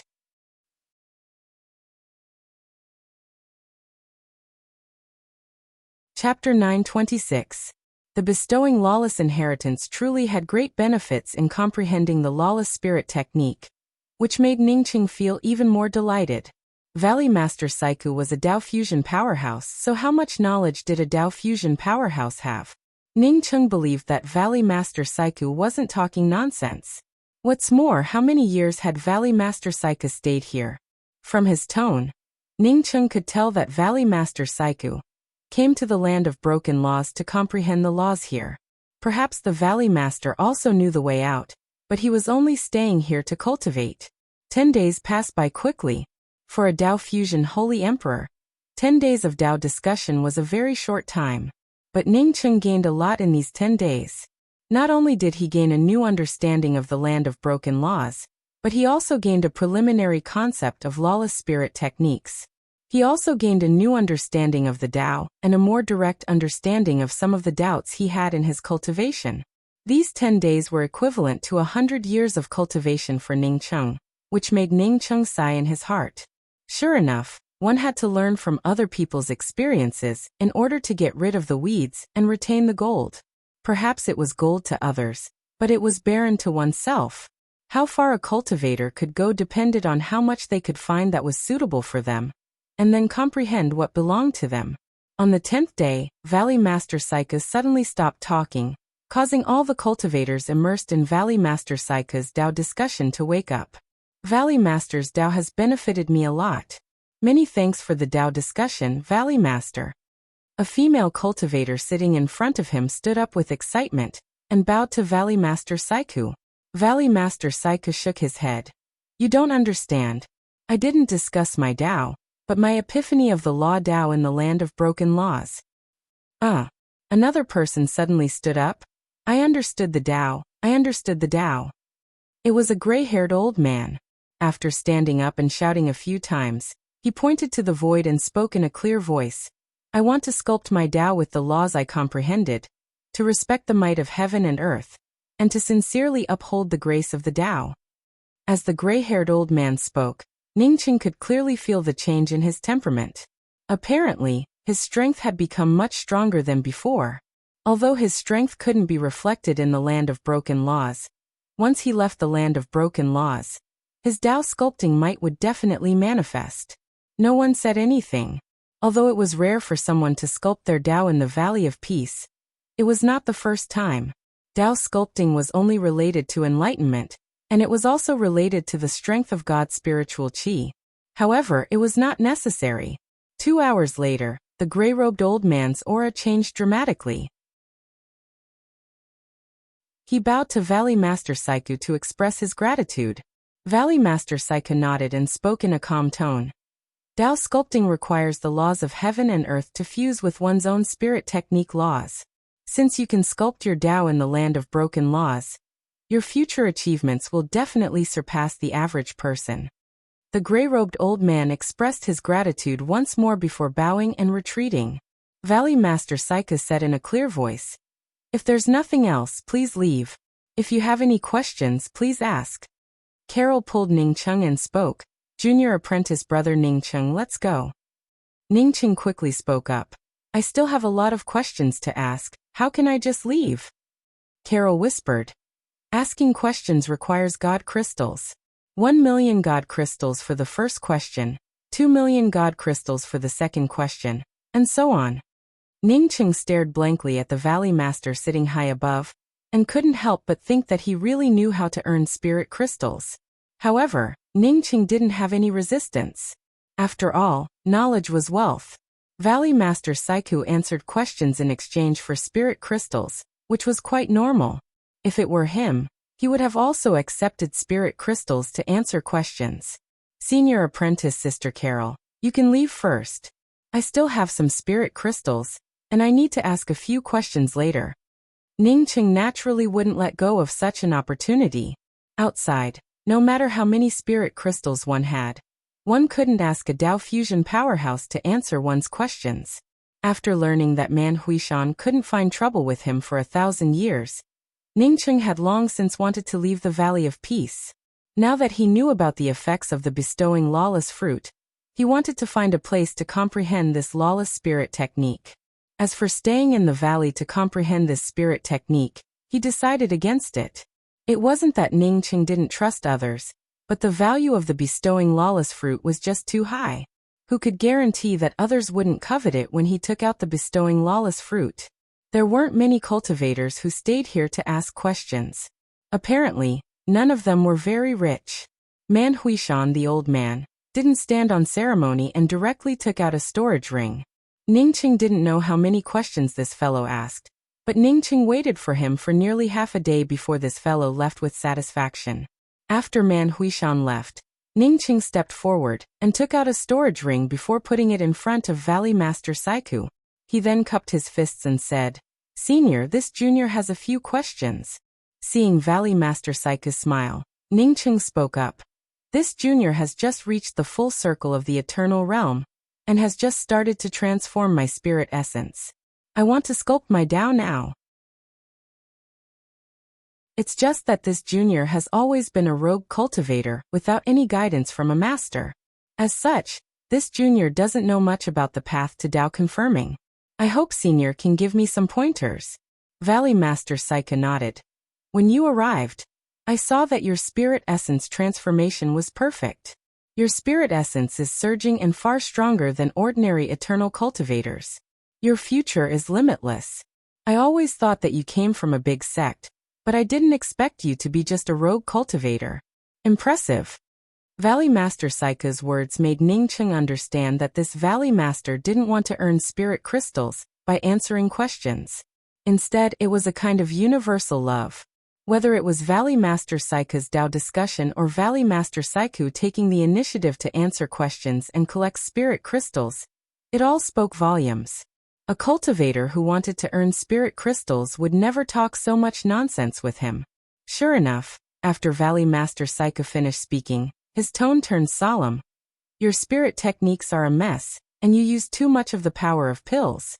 You have lost the balance between the primary and secondary. If you can't resolve it, your future achievements will be greatly limited." Ning Cheng sweated profusely in his heart. He knew that he had indeed used a lot of medicinal pills. Because he didn't feel any side effects, he didn't care about it.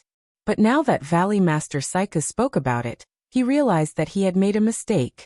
As for his spirit techniques, he really didn't know where they came from. Valley Master Saiku sighed. "I've never seen an eternal cultivator as talented as you. I can't believe your age. Maybe you have your own secrets." Hearing this, Ning Cheng felt shocked. He didn't expect that Valley Master Saiku could see through his skeletal age because there were no laws here.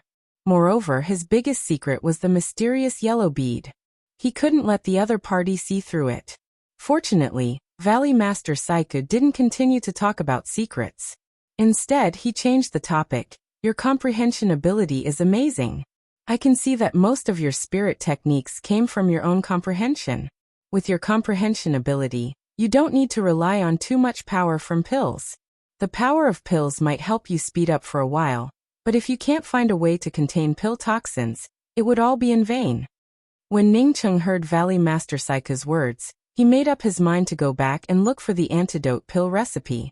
He could use other medicinal pills sparingly, but he had to take the Empyrean Consciousness Transmutation pill constantly. A strong sea of consciousness was the foundation.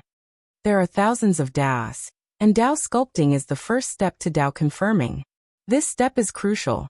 Once you sort out your spirit techniques and remove the limitations of your achievements, you can easily sculpt your Dao. Valley Master Saiku paused for a moment. He looked at Ningcheng carefully before asking, "What do you think about the person who just reached Dao confirming?" Ningcheng replied honestly. After that senior reached Dao sculpting, his temperament changed drastically, and his strength improved by several levels. Coupled with the fact that he reached Dao confirming in the land of broken laws, he should be quite powerful. Valley Master Saiku shook his head. What he sculpted is a minor Dao, and his future achievements would be limited. The only thing that makes him stronger than others is that he succeeded in sculpting his Dao in the land of broken laws. Daos have big and small? This was the first time Ningcheng heard such a statement, and it made him feel even more shocked. But at the same time, he secretly rejoiced at the fact that he met Valley Master Saiku. Otherwise, if he reached minor Dao one day, it would truly be too late to regret it. Cultivators walk against the heavens, and his Dao is under the control of heaven and earth. I'm afraid that he would never be able to take the second step in his life. Valley Master Saiku replied seriously. Ningcheng immediately recalled the Dao sculpting oath that the gray-haired old man had taken when he sculpted his Dao. I want to sculpt my Dao with the laws I understand, to respect the might of heaven and earth, and to sincerely uphold the grace of the Dao. Sure enough, under heaven and earth, there was only fear and panic. If Valley Master Saiku hadn't mentioned it, he wouldn't have understood it. But as soon as Valley Master Saiku spoke, he immediately understood it. Valley Master, what is the Great Dao, and what is the Minor Dao? Ningcheng's tone turned even more respectful. Valley Master Saiku sighed. Back then, my master told me that the Dao doesn't matter how big or small it is.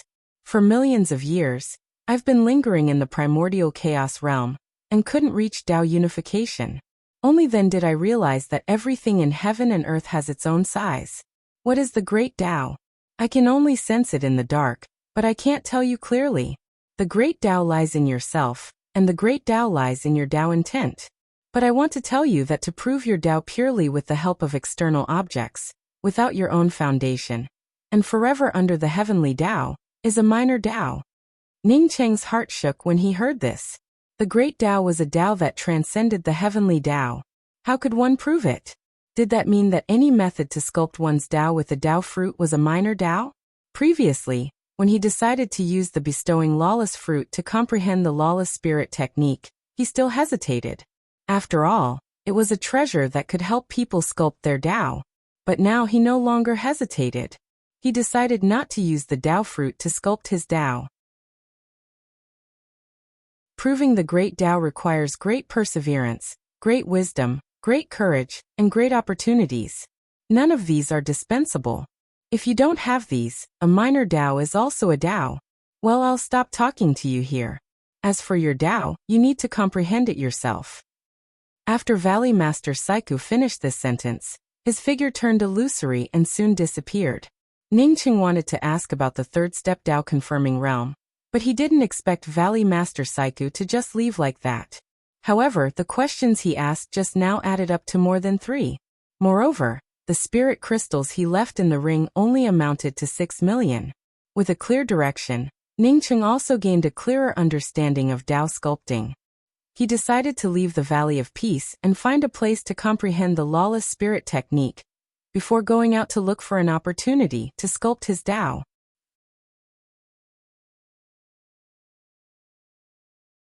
Chapter 927. 2 days later, Ningcheng found Carol. Carol was just about to go into seclusion when she did not expect Ning Cheng to come looking for her. She happily welcomed Ning Cheng into her immortal cave and hurriedly asked, "Junior apprentice brother Ning Cheng, did Valley Master Saiku solve your problem?" Ning Cheng spoke up.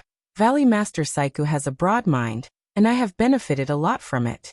I'm here to tell senior sister that I plan to leave the Valley of Peace and find a way out." "You mustn't do that. Many of the people who entered the Valley of Peace are much stronger than us. But in order to find a way out, 8 or 9 out of 10 of them died in the land of broken laws." Carol hurriedly tried to persuade Ning Cheng on hearing that he wanted to go out. She guessed that Ning Cheng also wanted to invite her to accompany him. As such, she definitely could not go out.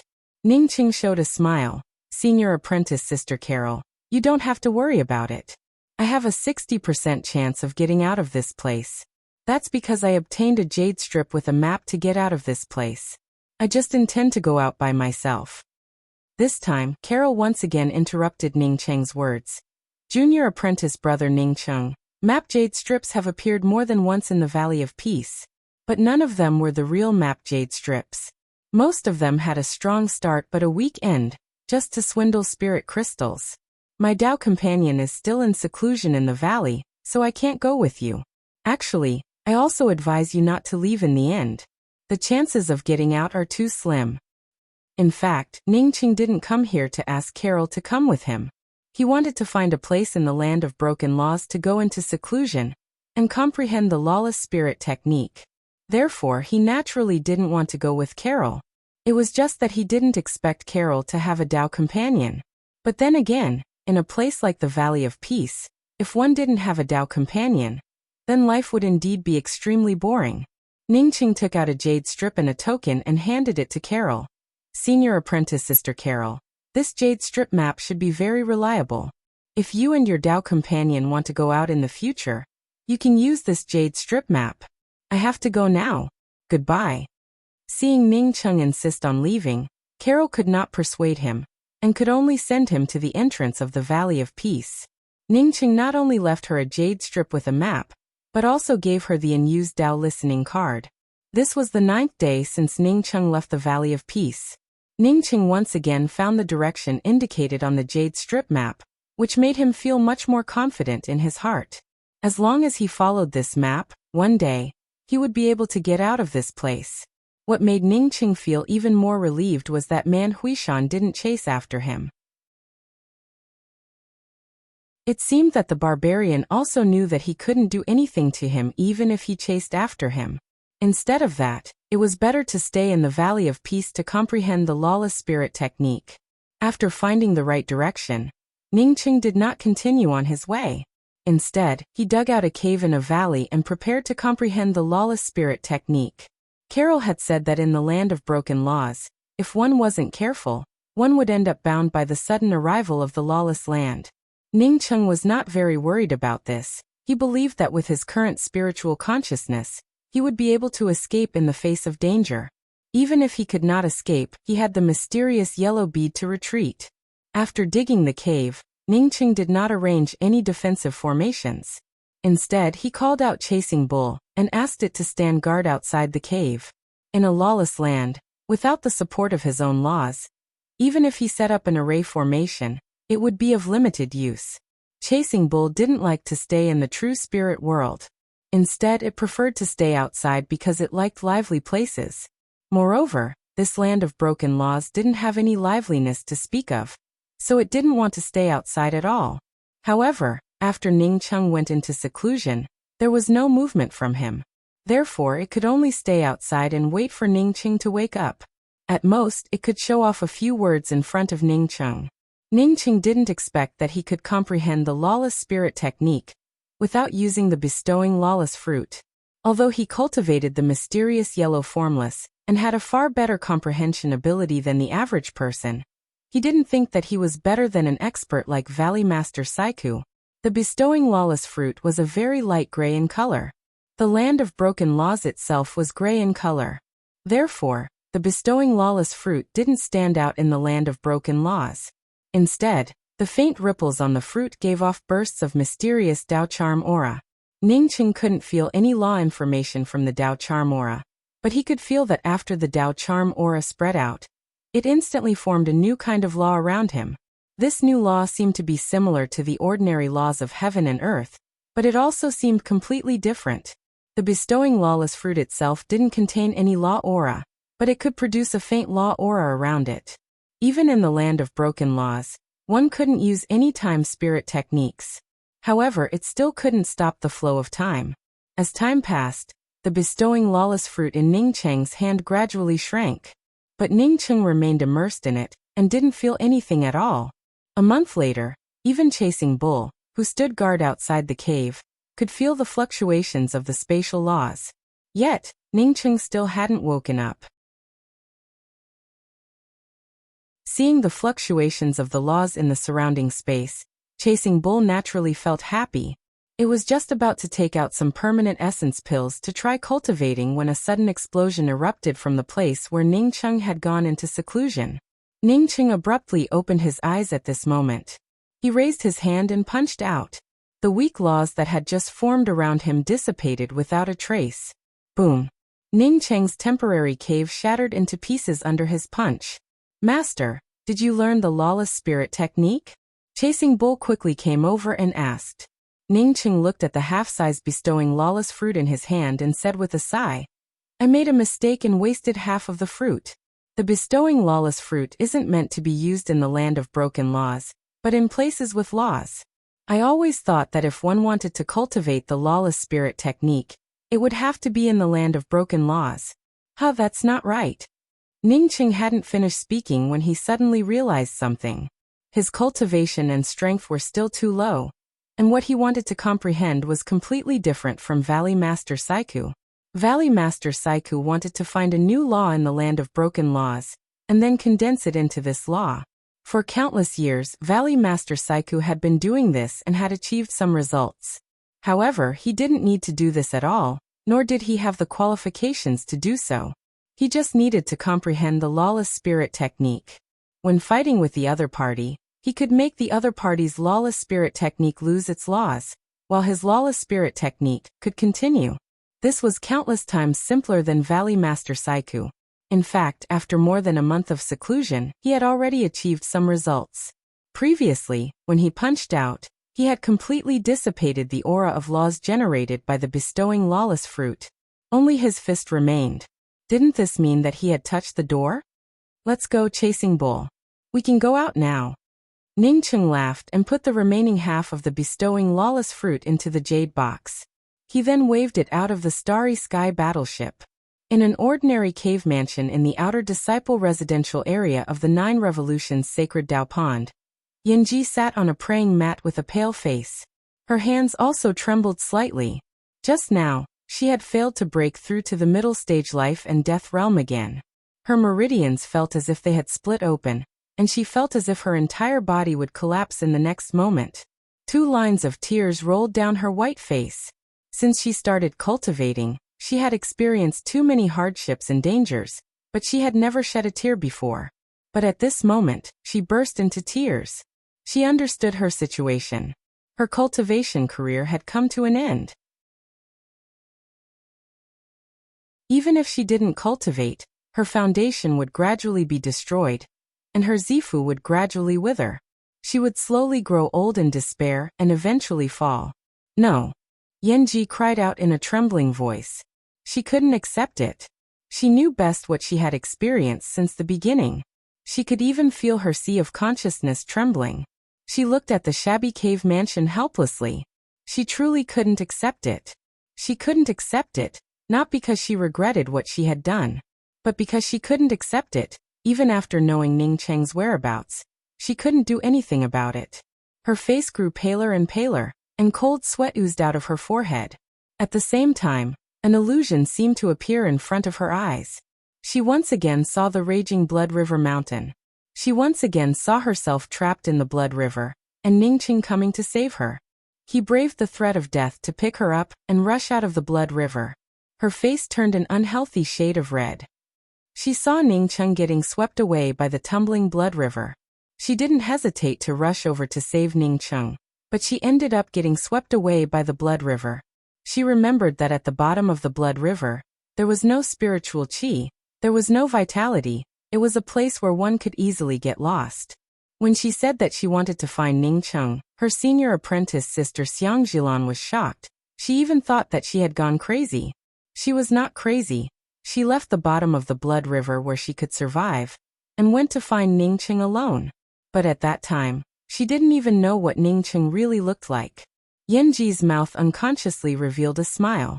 In a person's life, they would always do one or two crazy things. Until now, she still felt that it was the right choice for her. Later, she came to know that it was like liking a person. Liking a person, it was really simple and really happy. She could never forget that at the bottom of the blood river, she saw that ragged robe.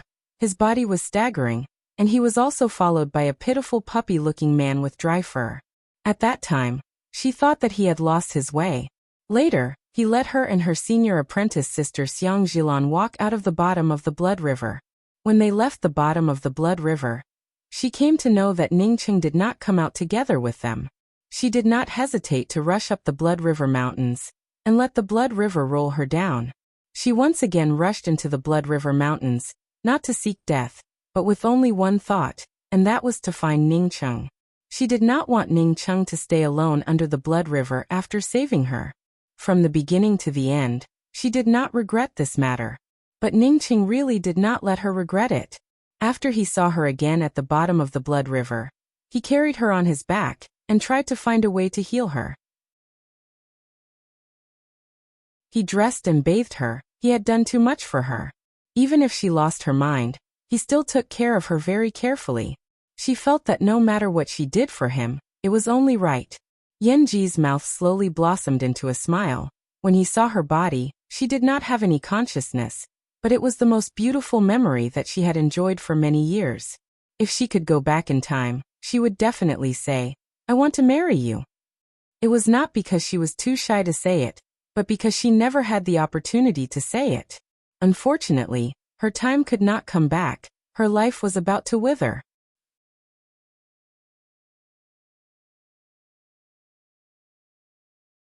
Chapter 928. The restrictions at the entrance of the cave suddenly rang, and Yanji woke up from her memories. She stood up and opened the cave's restrictions. Junior apprentice sister Yanji, how did you end up like this? You forced yourself to advance again. An anxious yellow-haired girl rushed in and grabbed Yanji's hand. Yanji showed a weak smile. Senior apprentice sister Shulan, thank you for coming to see me. I don't think I can hold on for long, but I don't regret it. If I didn't work hard, I might still be wandering in the void right now. Maybe I would have already withered into a starry sky demonic beast. Because of my efforts, I even came to places I never thought of before and saw many things I never thought of. Junior apprentice sister Yanji, the path of cultivation is long and boundless. You can't rush it. You have to learn to be lonely and learn to wait. Shulan said helplessly. Yanji shook her head. I'm afraid of loneliness. I'm afraid that I won't be able to wait forever. That's why I want to improve my strength as soon as possible. Sometimes, what's yours will always be yours, and what's not yours won't work. If I learned to wait, maybe I would have already lost the pursuit of beauty. I can fail in my pursuit, but I've experienced it. I'm leaving. Senior apprentice sister Shulan, take care. Shulan spoke up. Junior apprentice sister Yanji, where else can you go?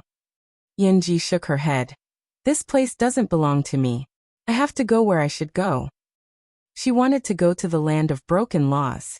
She knew very well that even if she was full of energy and her body was in perfect condition, with her cultivation, she probably wouldn't be able to reach the land of broken laws in her lifetime. This was her belief ever since she entered the void. To be precise, since she came out of the law's way, her belief had never changed. Her heart had never changed. Even if she fell, she wanted to fall on her own path. You can't go anywhere now. You're in a bad condition. A crisp woman's voice came in again, interrupting the conversation between Shulan and Yanji. Shulan saw the newcomer and quickly bowed. Shulan greets senior apprentice sister Yishuang. A tall woman came in. She nodded to the yellow-haired girl before turning to Yanji and said, Your spiritual root aptitude is first class. Some of the big sects in the Grand Essence domain are transferring spiritual roots. If you're willing to transfer your spiritual root, the sect is willing to do one thing for you. Yanji also knew about the matter of transferring spiritual roots. When a cultivator was on the verge of death, they would transfer their outstanding spiritual roots to someone with average aptitude. It allowed cultivators with average aptitude to possess outstanding aptitude.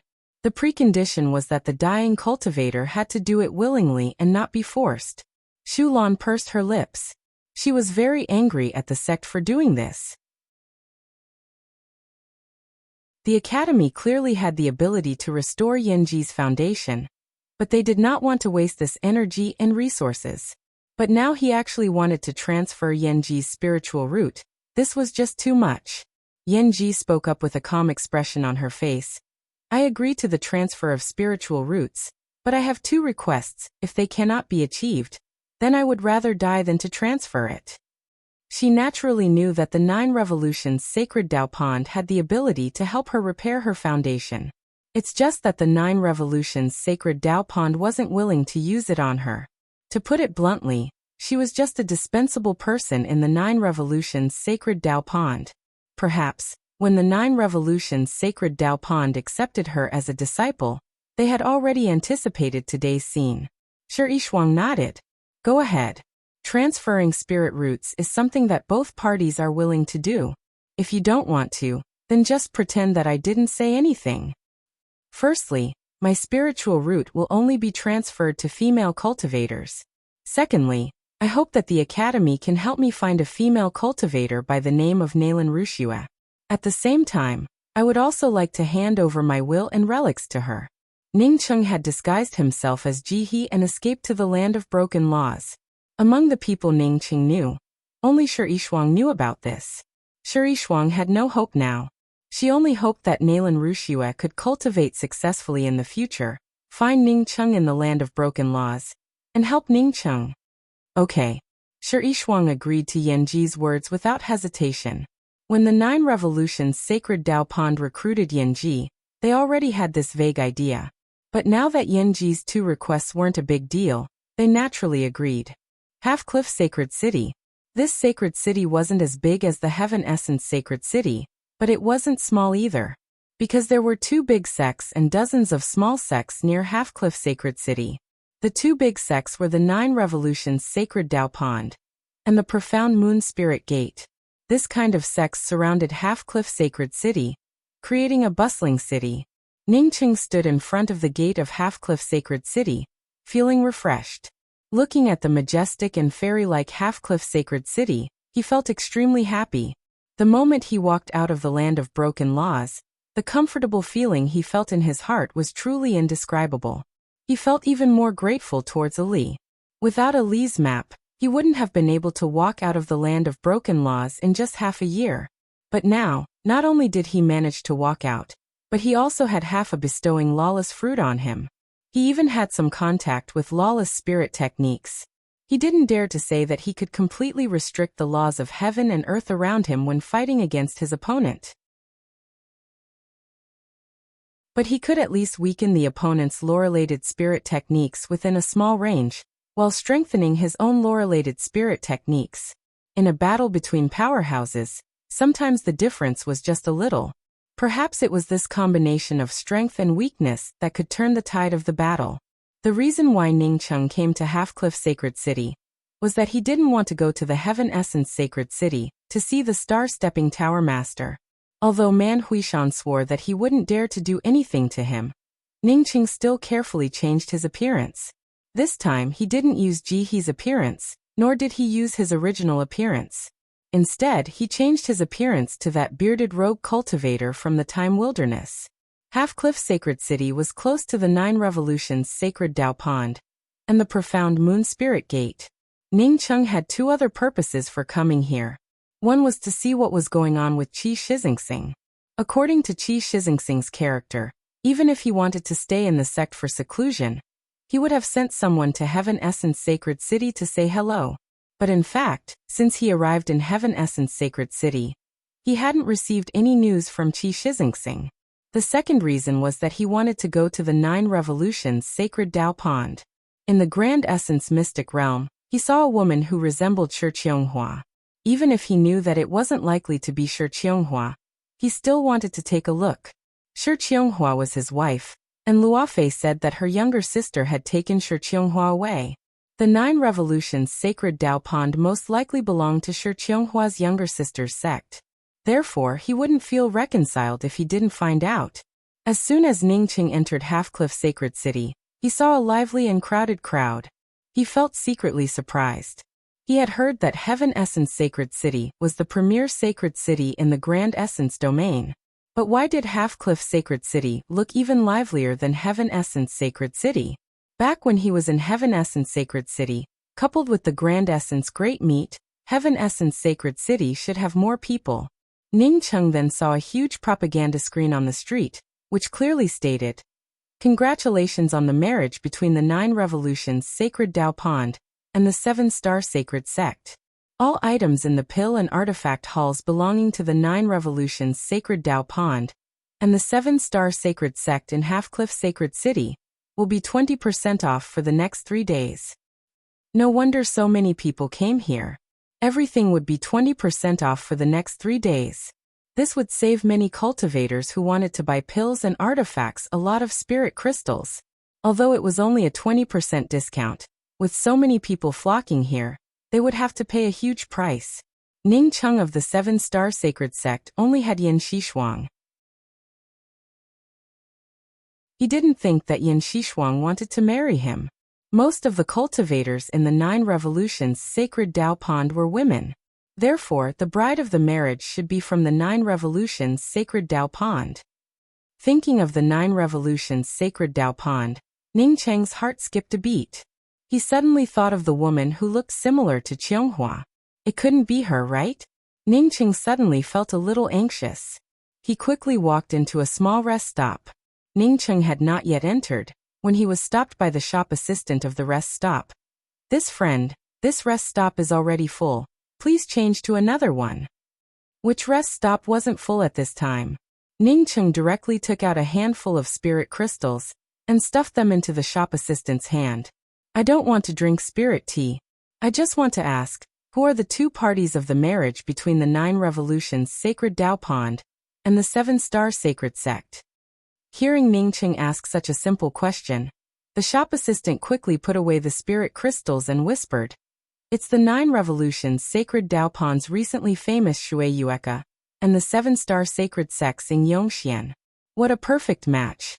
When Ning Cheng heard that it was Shui Yueka, he couldn't help but feel relieved. Shui Yueka wasn't a stranger to him. This woman had entered the extraterritorial spirit spring, and because of him, occupied the 6th stone door. Ningqing also knew that in Yongxian. When he heard that this fellow and Shui Yueka had a marriage alliance, Ningqing couldn't help but laugh in his heart. He had seen this fellow chasing after Shan Yaotsin before. Ningqing didn't know if he couldn't catch up with Shan Yaotsin, or if he saw Shui Yueka enter the extraterritorial spirit spring.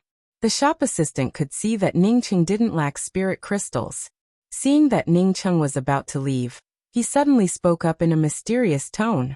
"The marriage ceremony will be held at the 9 Revolutions Sacred Tao Pond.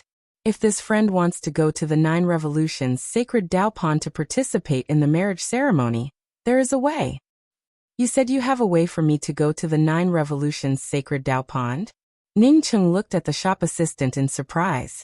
He naturally wanted to go to the 9 Revolutions Sacred Tao Pond, but he knew that it was just a delusion. With his identity and background, he couldn't go to the 9 Revolutions Sacred Tao Pond. The shop assistant showed a smug smile. "I naturally don't have that ability, but I can point you in a direction. Through this place, you can get an invitation." At this point, the shop assistant stopped talking. He believed that Ningqing understood what he meant. Ningqing naturally understood the shop assistant's meaning. He took out a storage bag and put it in the shop assistant's hand. "Say it, and this is yours." The shop assistant's spiritual consciousness swept through the storage bag once, before he put away the storage bag with satisfaction. He then took out a jade strip and mysteriously handed the jade strip to Ning Cheng. This place has invitations for sale. If you want it, then do it as soon as possible. If you are late, then do not blame me. This is my exclusive secret." Looking at this shop assistant's actions, Ningcheng understood that this shop assistant had done this kind of shady business many times. Exclusive secret? Ningcheng didn't bother to expose him. He nodded, grabbed the jade strip, and turned to leave.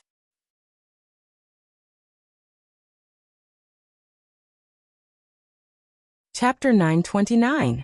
The location marked on the jade strip was very remote. Plus, Half-Cliff Sacred City had spiritual consciousness restrictions everywhere. Ningcheng had to search for a full hour before he found this remote place.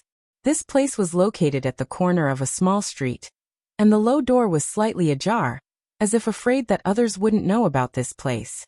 Ningcheng had just flashed in, when a fierce imposing aura enveloped him. Because he didn't feel any killing intent, Ningcheng didn't move. Instead, he spoke up in a deep voice. "I want an invitation to the marriage ceremony between the 9 Revolutions Sacred Tao Pond and the 7-Star Sacred Sect. I heard that it's for sale here. The ordinary invitation is gone. There's only a high-grade gold invitation, priced at 100,000 high-grade spirit crystals." A slightly cold voice came over, but Ningcheng couldn't see the other party's face clearly. Ningcheng didn't even try to bargain. Instead, he took out a storage bag and threw it over. "This is 100,000 high-grade spirit crystals. Where's the invitation?" He originally wanted a high-grade invitation.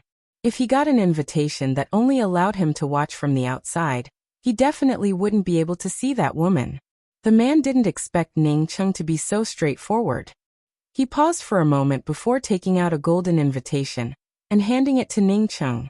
Ningcheng's spiritual consciousness swept through the invitation before he immediately put it away and turned around to leave.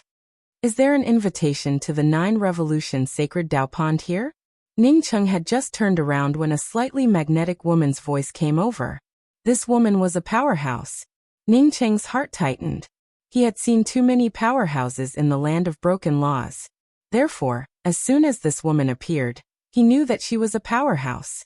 Even if she wasn't a second-step Tao-confirming expert, she was definitely close to it.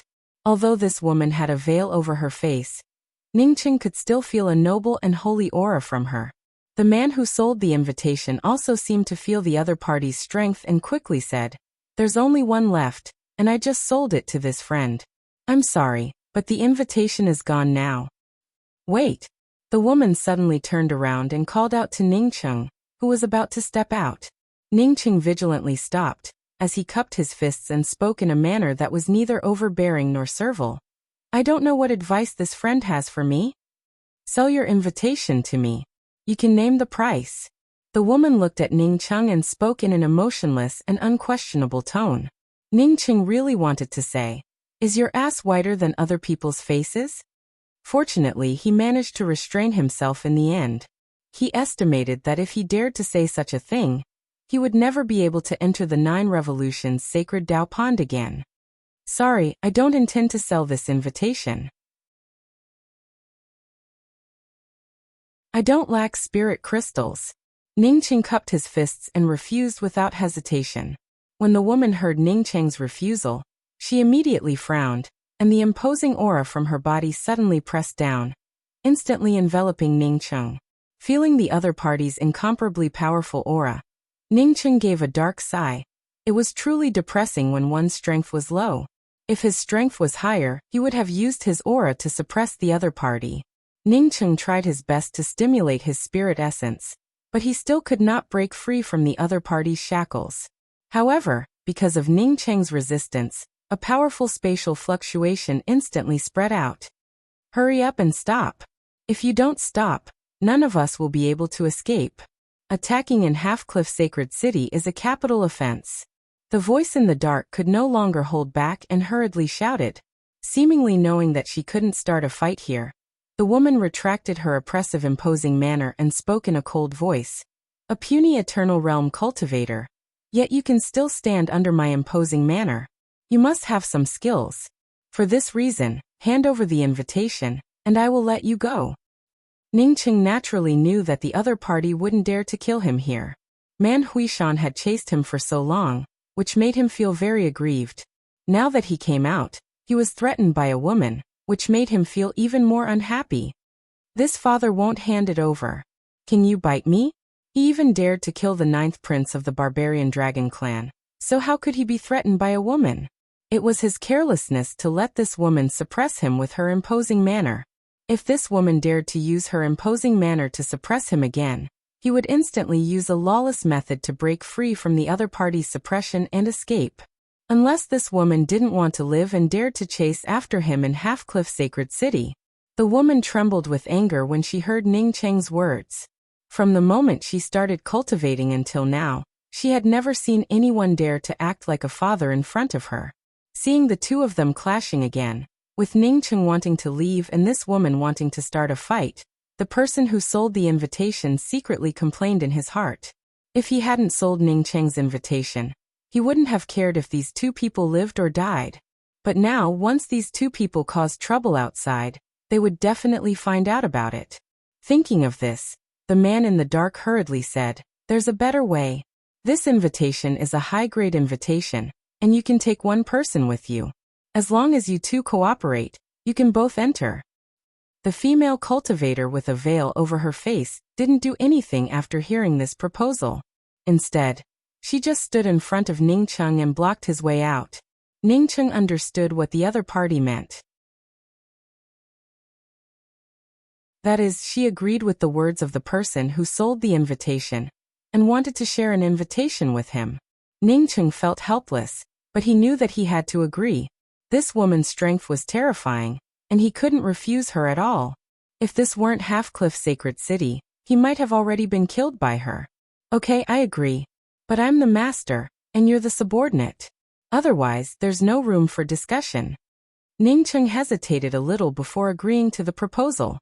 When he scanned the invitation just now, he saw that one could take one person with them. The woman nodded. "Okay, let's do it." She didn't care about who was the master and who was the deputy. As long as they entered the 9 Revolutions sacred Dao Pond, it would be fine. After the two reached an agreement, they walked out of the dim place together. "The invitation is for the day after tomorrow. We'll contact each other again the day after tomorrow." After Ning Cheng finished speaking, he quickened his pace. He wanted to find a place to stay first.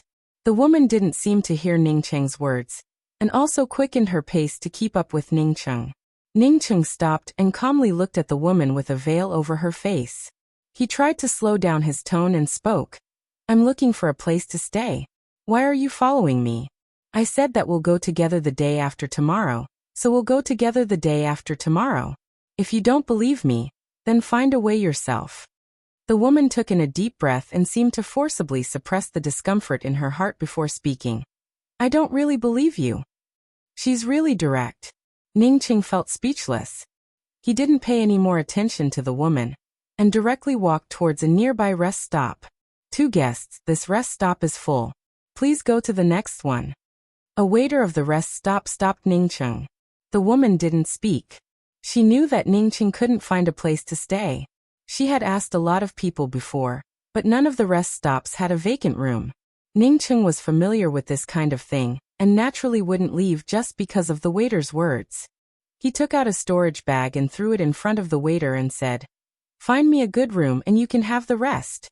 The waiter was about to refuse, but when his spiritual consciousness fell into the storage bag and saw that it contained 50,000 spirit crystals, he immediately changed his words and said, "I can only help you take a look. If you really can't find a place to stay, then there's nothing I can do." Ning Cheng didn't speak and just waved his hand, indicating that the waiter should hurry up and go. He guessed that the waiter didn't lie. The reason why he gave 50,000 spirit crystals was that some of the spirit crystals were given to the waiter for the cultivators who wanted to leave. Asking others to leave naturally required some spirit crystals. The waiter turned around and retreated. In just half an incense stick worth of time, the waiter came down with a smile on his face and cupped his fists towards Ning Cheng. "This friend just checked out of a room. I've already helped you with the procedures. Room C59. While talking, the waiter took out 2 jade cards and handed them to Ning Cheng. Ning Cheng understood that the waiter had misunderstood. and thought that the woman with a veil over her face was with him. Ningqing didn't say much and put away the 2 jade cards before going upstairs. The woman with the veil over her face secretly admired Ningqing in her heart. Why didn't she think of such a simple solution? Ningqing went upstairs, but the woman didn't follow him upstairs. After Ningqing walked away, she also took out a storage bag and handed it to the waiter. "Help me find a room too. There's more for you." With the previous experience, the waiter naturally grabbed the storage bag and went upstairs to change rooms. Sure enough, after a short while, the waiter once again exchanged for an empty room. After Ningqing entered the room, he began to rearrange the restrictions in the room.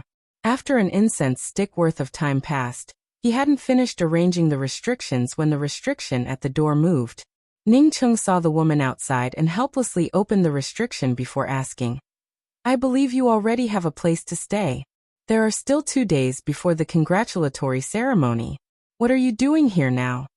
The woman flashed into Ningqing's room and swept out with her spiritual consciousness before taking out a communication pearl and handing it to Ningqing. "Let's exchange communication pearls. I still don't trust you." Ningqing spoke with sarcasm. "If you don't trust me, then you can come in and live with me. I'm very generous." The woman hesitated for a moment before unexpectedly nodding.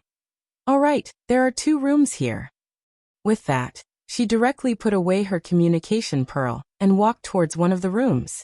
Ningqing stared at the woman with the veil over her face, while thousands of alpacas ran around in his heart. Couldn't this woman hear his sarcasm? "Fuck, I'm mocking you." This woman looked noble and holy, yet she even dared to share a room with a strange male cultivator. People really can't just rely on their feelings. Feelings were not reliable at all. Looking at this woman walking towards the room, Ningqing couldn't help but stretch out his middle finger and shake it behind her back. What Ningqing didn't expect was that this woman suddenly stopped, turned around and looked at Ningqing with a frown and spoke. "You're showing your middle finger because you despise me and want to curse at me, right?" Ningqing's hand trembled and quickly put down his finger. This was a gesture from Earth. How did this woman know about it? Thinking of the other party's terrifying cultivation, Ningqing smiled and spoke. "No, I'm just saying that I'm honored to live with you. Stretching out my middle finger is to welcome you, a warm welcome." The woman shook her head and spoke. "No, I once teamed up with a man to deal with a pretty boy. That man stretched out his middle finger to that pretty boy. It was not a good gesture." Ningqing felt surprised in his heart. Was it someone who came from Earth with him? He couldn't care about anything else and quickly asked, "Excuse me, what was that man's name?"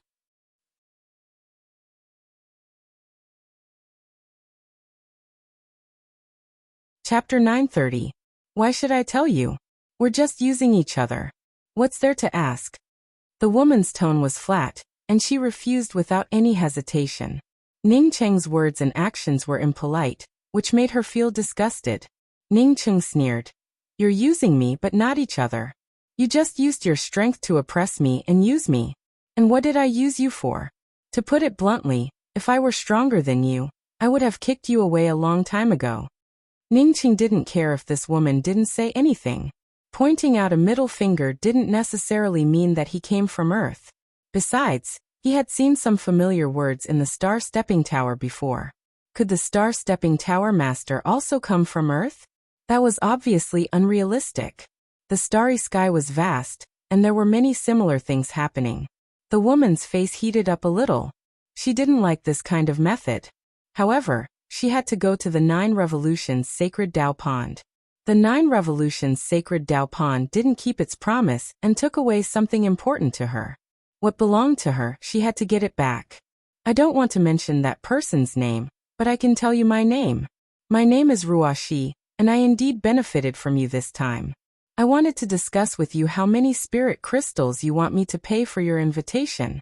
I naturally won't refuse to pay the spirit crystals."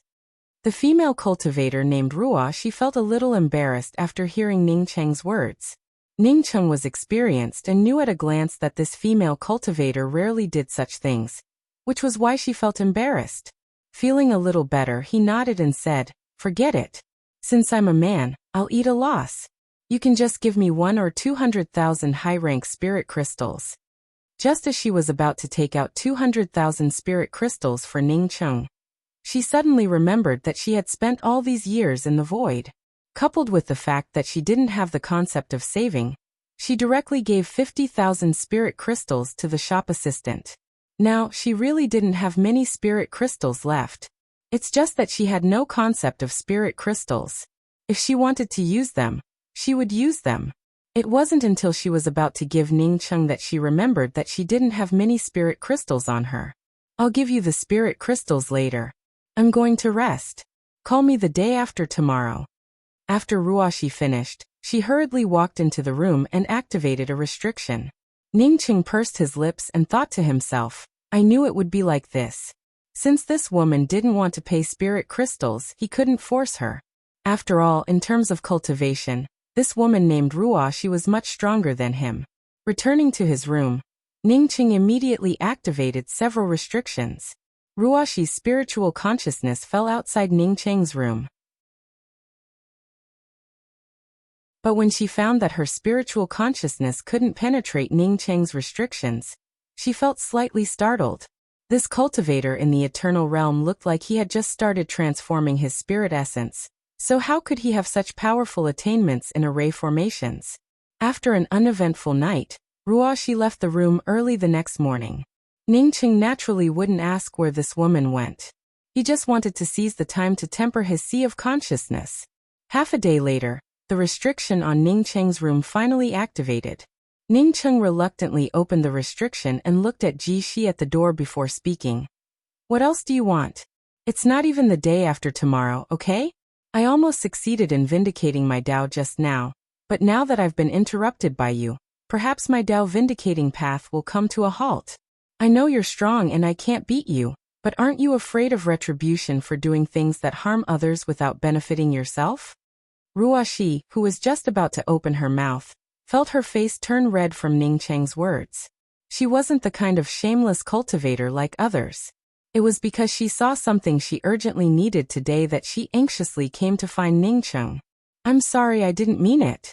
Knowing that Ning Cheng was talking nonsense, Ruoxi could only forcibly hold back. In Half-Cliff Sacred City, she really didn't know anyone except Ning Cheng. Ning Cheng sighed. Okay, I know you didn't mean it. You can go out now. I want to borrow some spirit crystals from you. Ruoxi awkwardly stated her purpose for coming here. Ning Cheng stood up and looked at Ruoxi in amazement. No way, I took you to the 9 Revolutions Sacred Dao Pond for free, and even gave you a room to live in for free. Yet you still want to borrow spirit crystals from me? To put it nicely, it's just borrowing. But to put it bluntly, I'm afraid you can't get it back, right? I really need it urgently, I promise. Ning Cheng interrupted the other party again. I don't even know you, so why should I lend you spirit crystals? After we arrive at the 9 Revolutions Sacred Dao Pond the day after tomorrow. You are you, and I am me. No one has anything to do with each other. Ruoxi hesitated for a long time before suddenly pulling off the veil covering her face and saying, Now you know me. I'm not from the Grand Essence realm, but from the absolute beginning sacred Tao world. You probably don't know about the opening heaven talisman, but I have one. Feeling too anxious, Ruoxi's tone turned a little messy. A breathtakingly beautiful face appeared in front of Ning Cheng. Lan Bing was also very beautiful, but Lan Bing's beauty made Ning Cheng's heart turn cold. This woman, on the other hand, was a natural beauty. Her beautiful face also had a trace of holy Tao charm. This kind of beauty made people want to take a few more glances. Ning Cheng took in a deep breath and quickly calmed down. He immediately thought of elder sister Lan Shu. This should be a cultivation method she cultivated. The more she cultivated, the more beautiful she became. She even had a hint of holy aura. Elder sister Lan Shu said that she would pass the cultivation method to Luofei, but he never found her again. Even if he succeeded in his cultivation, he still couldn't find Lan Shu when he returned to the graceful star mainland. Seeing Ning Cheng staring at her in a daze, Ruoxi didn't continue. She didn't care about it, and just put away the veil. Now that you've seen me, we can be considered acquaintances. Please believe me, I will definitely return it to you. Because of Ruashi's stunning appearance, Ningcheng didn't remember her words. But now that he recovered, Ningcheng remembered her words and hurriedly asked, "Dao friend Ruashi, did you just say that you have an opening heaven talisman?" Ruashi shook her head. "The reason I came here is to snatch an opening heaven talisman, but I didn't manage to snatch the opening heaven talisman." Ningcheng suddenly thought of Tsang Wei. Tsang Wei had an opening heaven talisman. Was Tsang Wei's opening heaven talisman the one this woman participated in snatching? No. How many years had Tsang Wei been at the bottom of the blood river? He didn't ask Ruashi about Tsang Wei. In case the two of them were enemies, this woman might kill him. Maybe after Tsang Wei snatched the opening heaven talisman, he encountered the laws of time and the void. "You have the opening heaven talisman's child talisman. What use do you have for me?" Ningcheng asked in confusion. Ruashi took in a deep breath and said, "I missed a very important thing because I didn't understand it. Later, after I learned that this thing was very important, I used the sex treasures to exchange for it. Unexpectedly, after that person received my treasures, he also learned about the preciousness of this thing and changed his mind at the last minute. However, he couldn't return the things I gave him in exchange. When I chased after him, I encountered many people trying to snatch the opening heaven talisman and the 9 child talismans. The opening heaven talisman is extremely precious, and I was naturally no exception. At that time, there were hundreds of cultivators trying to snatch the opening heaven talisman, and I was lucky enough to snatch a child talisman. Because the people who snatched the opening heaven talisman and the child talisman were all tyrannical people, the powerful spatial fluctuations stimulated the opening heaven talisman and the many child talismans." Ningcheng somewhat understood and asked in amazement, "You mean those people who snatched the opening heaven talisman and the opening heaven talisman all passed through positional planes because of the activation of the talisman?" Ruashi remained silent for a while before speaking. "As for whether they all passed through positional planes or not, I'm not sure.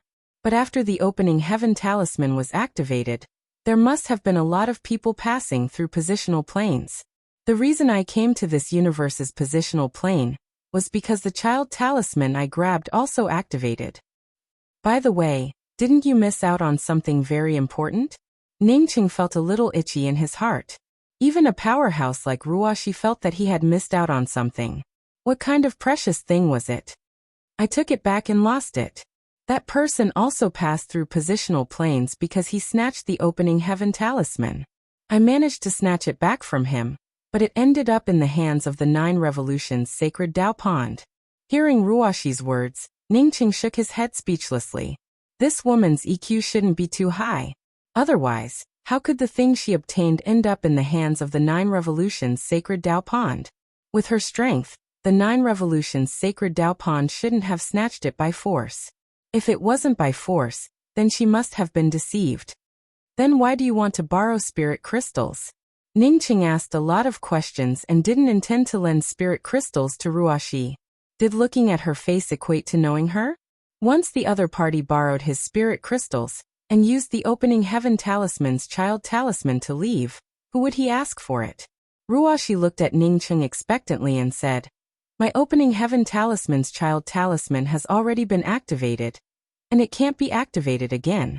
I need 2 materials to activate the opening heaven talisman's child talisman again. Today, I saw one of them in a merchant house in Half-Cliff Sacred City." Ningcheng, who had an indifferent look on his face, almost grabbed her hand when he heard Ruashi's words. Fortunately, he quickly calmed down and asked with a slight excitement, "Senior apprentice Sister Ruashi, are you saying that the opening heaven talisman's child talisman can be restored through external objects?" He still had an opening heaven talisman's child talisman on him, but it had already been used. If it could be activated, wouldn't it mean that he could use it repeatedly? Ruashi nodded. "That's right. Using the extreme heaven rain trace and the dark void milk, one can restore the activated child talisman. Today, I saw the dark void milk in Half-Cliff Sacred City. There wasn't much of it, and I was afraid that someone else might have taken it away. That's why I came here to borrow spirit crystals from you." Ningcheng changed the way he addressed her as senior apprentice sister, which made her feel less disgusted with Ningcheng. She didn't even wait for Ningcheng to ask and took the initiative to speak. When Ningcheng heard Ruoxi's words, he understood that although this woman was very smart, she didn't have much social experience. From the looks of it, she had been isolated from the hustle and bustle of the city. Otherwise, he wouldn't have mentioned these two items before he even asked. Senior apprentice Sister Ruoxi, as you said before, we are now in a relationship of mutual help. Your business is my business. Let's go, I'll go with you. Don't think too much about it. I'm going with you because I'm good at bargaining. I'm afraid that others will rip you off. Ningqing patted his chest as a guarantee. Okay, let's go now. Obviously, Ruoxi was much more anxious than Ningcheng.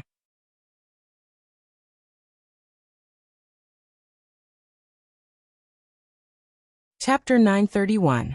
When Ruoxi hurried out of the inn with Ningcheng, she remembered to ask, "Thank you for helping me. I still don't know your name?" Ningcheng smiled. "My name is Cheng Nianqiang. By the way, how did your things end up in the 9 Revolutions Sacred Tao Pond?" One of their sect's disciples was seriously injured and needed my things to heal.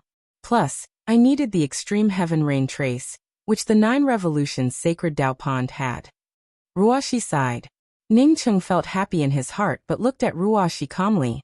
You mean the 9 Revolutions Sacred Tao Pond has the extreme heaven rain trace? Did they give it to you? Ruoxi nodded. That woman is very powerful and very scheming. When she discussed with me, she was very sincere and generous. She didn't even see my things before taking out 2 bottles of the extreme heaven rain trace. She also said that if it wasn't enough, they would find another way. Ningcheng in his heart completely understood what was going on, as he spoke in a somewhat speechless manner. So you also gave your treasures to them? Ruoxi nodded and said with some helplessness, I thought that such a straightforward person would definitely return my things to me after saving them. Besides, I urgently needed the extreme heaven rain trace. Plus, the 9 Revolutions Sacred Tao Pond is similar to my original sect. But what I didn't expect was that such a big sect wouldn't even care about face. After they realized that I had no roots and no foundation, they directly took away my bead. At that time, they had a Tao fusion powerhouse who said to wait a few more days. I knew that I couldn't get my things back. But I wasn't as strong as the other party, so I could only leave. Ningcheng also felt some sympathy for Ruoxi. He could feel that this woman wasn't a bad person. But because she wasn't a bad person, she fell for the sincerity and magnanimity of others and lost the bead. This was somewhat similar to his character. If the other party opened their hearts and acted honestly, he wouldn't be too calculative. If you go to the 9 Revolutions Sacred Tao Pond without a veil, won't others recognize you? Ningcheng looked at the beautiful Ruoxi with some worry. Perhaps it was because they were in the same boat. This woman had suffered a big loss because of the 9 Revolutions Sacred Tao Pond. With her cultivation, even if she was in the primordial Tao realm, it would still be difficult for her to get her pearl from the 9 Revolutions Sacred Tao Pond. The 9 Revolutions Sacred Tao Pond definitely had a Tao fusion expert. Once discovered, she might even lose her life. Ruoxi shook her head and said, They can't recognize me. This is my original appearance. When I trade with them, I have a different image. Telling me this, aren't you afraid that I would go to the 9 Revolutions Sacred Tao Pond and tell on you? Ningcheng looked at Ruoxi with a smile. Ruoxi replied in a calm voice. Although you look a bit vulgar, I believe my eyes. You're not the kind of person who would go snitch. When Ningcheng heard this, he felt very comfortable in his heart. This beauty's vision was quite good. She even knew that he was not a small person. Besides, you spent a lot of money to go to the 9 Revolutions Sacred Tao Pond. I believe that you didn't really go there to congratulate the marriage between the 2 sections. If you tell on them, you're telling on yourself. What's more, Ruoxi stopped here and looked at Ningcheng before showing a slight smile. I'll always be by your side. Ningcheng felt extremely depressed in his heart. This woman's last sentence should be the truth. As long as he moved even the slightest bit, not even his bones would remain. This woman probably wasn't easy to fool. So, as long as you get the dark void milk, you can repair the child talisman? Ningqing thought about the 2 bottles of extreme heaven rain trace, and couldn't help but ask. Yes. Ruoxi answered simply. The place where Ruoxi found the dark void milk was the 1,000-story merchant house. By the time Ningqing and Ruoxi arrived, the place was already packed with people. After entering the 1,000-story merchant house, Ruoxi hurried up to the 5th floor. As soon as she entered the 5th floor, her expression changed slightly. Ningqing saw Ruoxi's expression change, and immediately knew that it wasn't good. Sure enough, Ruoxi walked to the innermost exquisite counter in a few steps, pointed to an empty spot, and asked anxiously, "Where's the dark void milk here?" The shop assistant at the counter raised his head absent-mindedly, but when he saw Ruoxi's beautiful face, his expression immediately straightened up and he replied politely, "Dear customer, the dark void milk was purchased by a customer not long ago." Ah. Ruoxi let out an ah, feeling a little anxious. She hadn't been looking for the dark void milk for a day or two and knew that it was extremely difficult to find. She originally just wanted to give it a try and casually stroll around Halfcliff Sacred City, but she didn't expect to actually see the dark void milk. She feared that by the time she got a large sum of spirit crystals, the dark void milk would have already been bought by someone else. She didn't expect that even if she put down her pride and asked Ningqing to borrow spirit crystals, it would still be a step too late. Oh, that's the customer who bought it. The shop assistant at the counter looked at Ruoxi's alluring face and finally found a sentence to please her. Ruoxi looked back and saw a fierce male cultivator who had just come down from the 6th floor and was passing through the door of the 5th floor. She didn't even think about it and directly chased after him. Ningqing didn't follow her out but looked at the shop assistant with a smile and asked, "What's the dark void milk? Is it very precious?" The shop assistant wasn't as polite to Ningqing as he was to Ruoxi and said with a calm tone, "A bottle costs 7.4 million high-rank spirit crystals. Do you think it's precious?" Ruoxi, on seeing that Ningqing didn't follow her out, hurriedly rushed back in and pulled Ningqing away. Ningqing had to pay with spirit crystals, and even if she found the other party, she wouldn't have any spirit crystals to pay for it. Moreover, she really didn't have any treasures on her that could compare to the dark void milk. "Dao friend, please wait." When Ruoxi rushed out of the 1,000-story merchant house with Ningqing, the fierce-looking man had just walked out of the building. When the man heard someone calling out to him, his spiritual consciousness immediately swept over, and his face turned cold. With Ningqing's eternal cultivation, he couldn't help but shiver when this spiritual consciousness invaded his body. He could tell that this fierce man's strength definitely hadn't reached the 2nd step of Dao confirming realm. If he wasn't wrong, this fellow should be a Dao transformation expert. However, when the fierce man saw that it was Ruoxi who called out to him, his face eased up slightly, but his tone remained cold. "Did you call me?" Ruoxi quickly stepped forward and cupped her fists. "Yes, I have something to do and want to make a deal with this Dao friend. I wonder if Dao friend can spare some time?" "Sorry, I don't trade with strangers." With that, the man turned around and left. Ruoxi felt anxious, but there was nothing she could do. Ningqing suddenly stepped forward and said, "I have something that my friend urgently needs. You can take a look. I promise that you will be interested in it."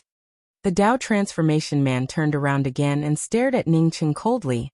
"You're just an eternal ant, yet you dare to say that I urgently need something in front of me? If this weren't the holy city, I would have already killed someone like you." Ningqing showed a faint smile and suddenly took out a jade bottle and flicked it over. "Friend, take a look at this thing first. If you think it's good, then we can talk again. If this thing is of no use to you, then just pretend that I didn't say anything." The Dao transformation man reached out and grabbed Ningqing's jade bottle. With a cold snort, he opened the jade bottle and swept his spiritual consciousness inside. But then his expression changed slightly, and his tone turned low. "You too, come with me to the rest stop in front to talk." However, he didn't return the jade bottle in his hand to Ningqing. Ruoxi also glanced at Ningqing in surprise. She could tell with a slight sweep of her spiritual consciousness. Ningqing's jade bottle contained a medicinal pill with a refreshing aura that could expand one's sea of consciousness. The way she looked at Ningqing also changed. How precious was a medicinal pill that could expand one's sea of consciousness? How could a puny eternal cultivator have such a medicinal pill? A few minutes later, the Dao transformation man walked into the rest stop. When Ning Cheng and Ruoxi followed him in, the rest stop shop assistant had already taken out a spare private room.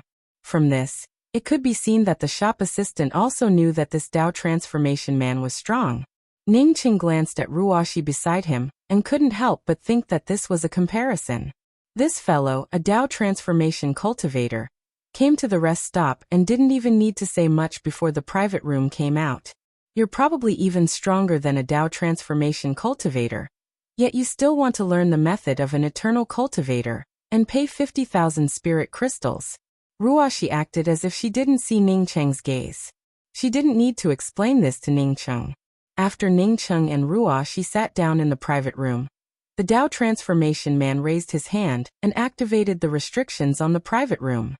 He then put the jade bottle in his hand on the table and looked at Ning Cheng. How many of these medicinal pills do you have?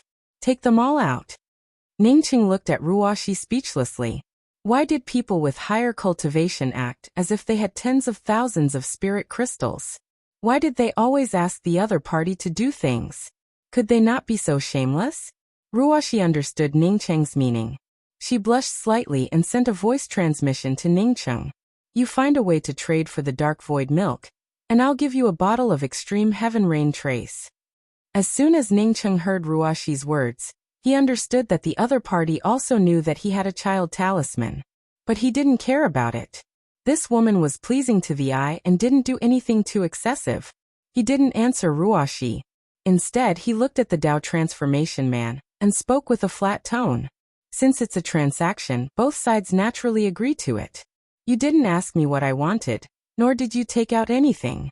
Yet you want me to take out everything? Hearing Ning Cheng dare to speak to him in such a tone, the Dao transformation man narrowed his eyes and released his imposing aura. A Dao transformation cultivator wanted to suppress him with his imposing aura alone. Ning Cheng snorted coldly in his heart. But before he could resist, the Dao transformation cultivator's imposing aura seemed to have met an invisible barrier and instantly rolled back. Bang! With a soft sound, the jade table between the three disappeared without a trace. The Dao transformation man's expression changed. He suddenly stood up and stared at Ruoxi in shock. Dao Essence Powerhouse. Ruoxi sat there without moving or answering the Dao transformation man's words. It was my fault just now. After the Dao transformation man finished speaking, he waved his hand, and another jade table appeared in front of the three. Cold sweat trickled down his back. He could feel that Ruoxi's cultivation wasn't low. She might even be a Dao transformation powerhouse. However, he didn't take it seriously. With his means to easily suppress those in the same realm, he wouldn't care about a Dao transformation cultivator at all. But he didn't expect that this beautiful woman was a Dao essence powerhouse. You're tuning in to the Limei's Wuxia Whispers YouTube channel. We're so grateful for your support, and don't forget to subscribe to join us on this incredible journey through captivating stories. Your generosity through donations truly makes a world of difference, as it's the primary source of revenue that allows me to expand and enhance this channel for you. Thank you from the bottom of my heart for being a part of this adventure.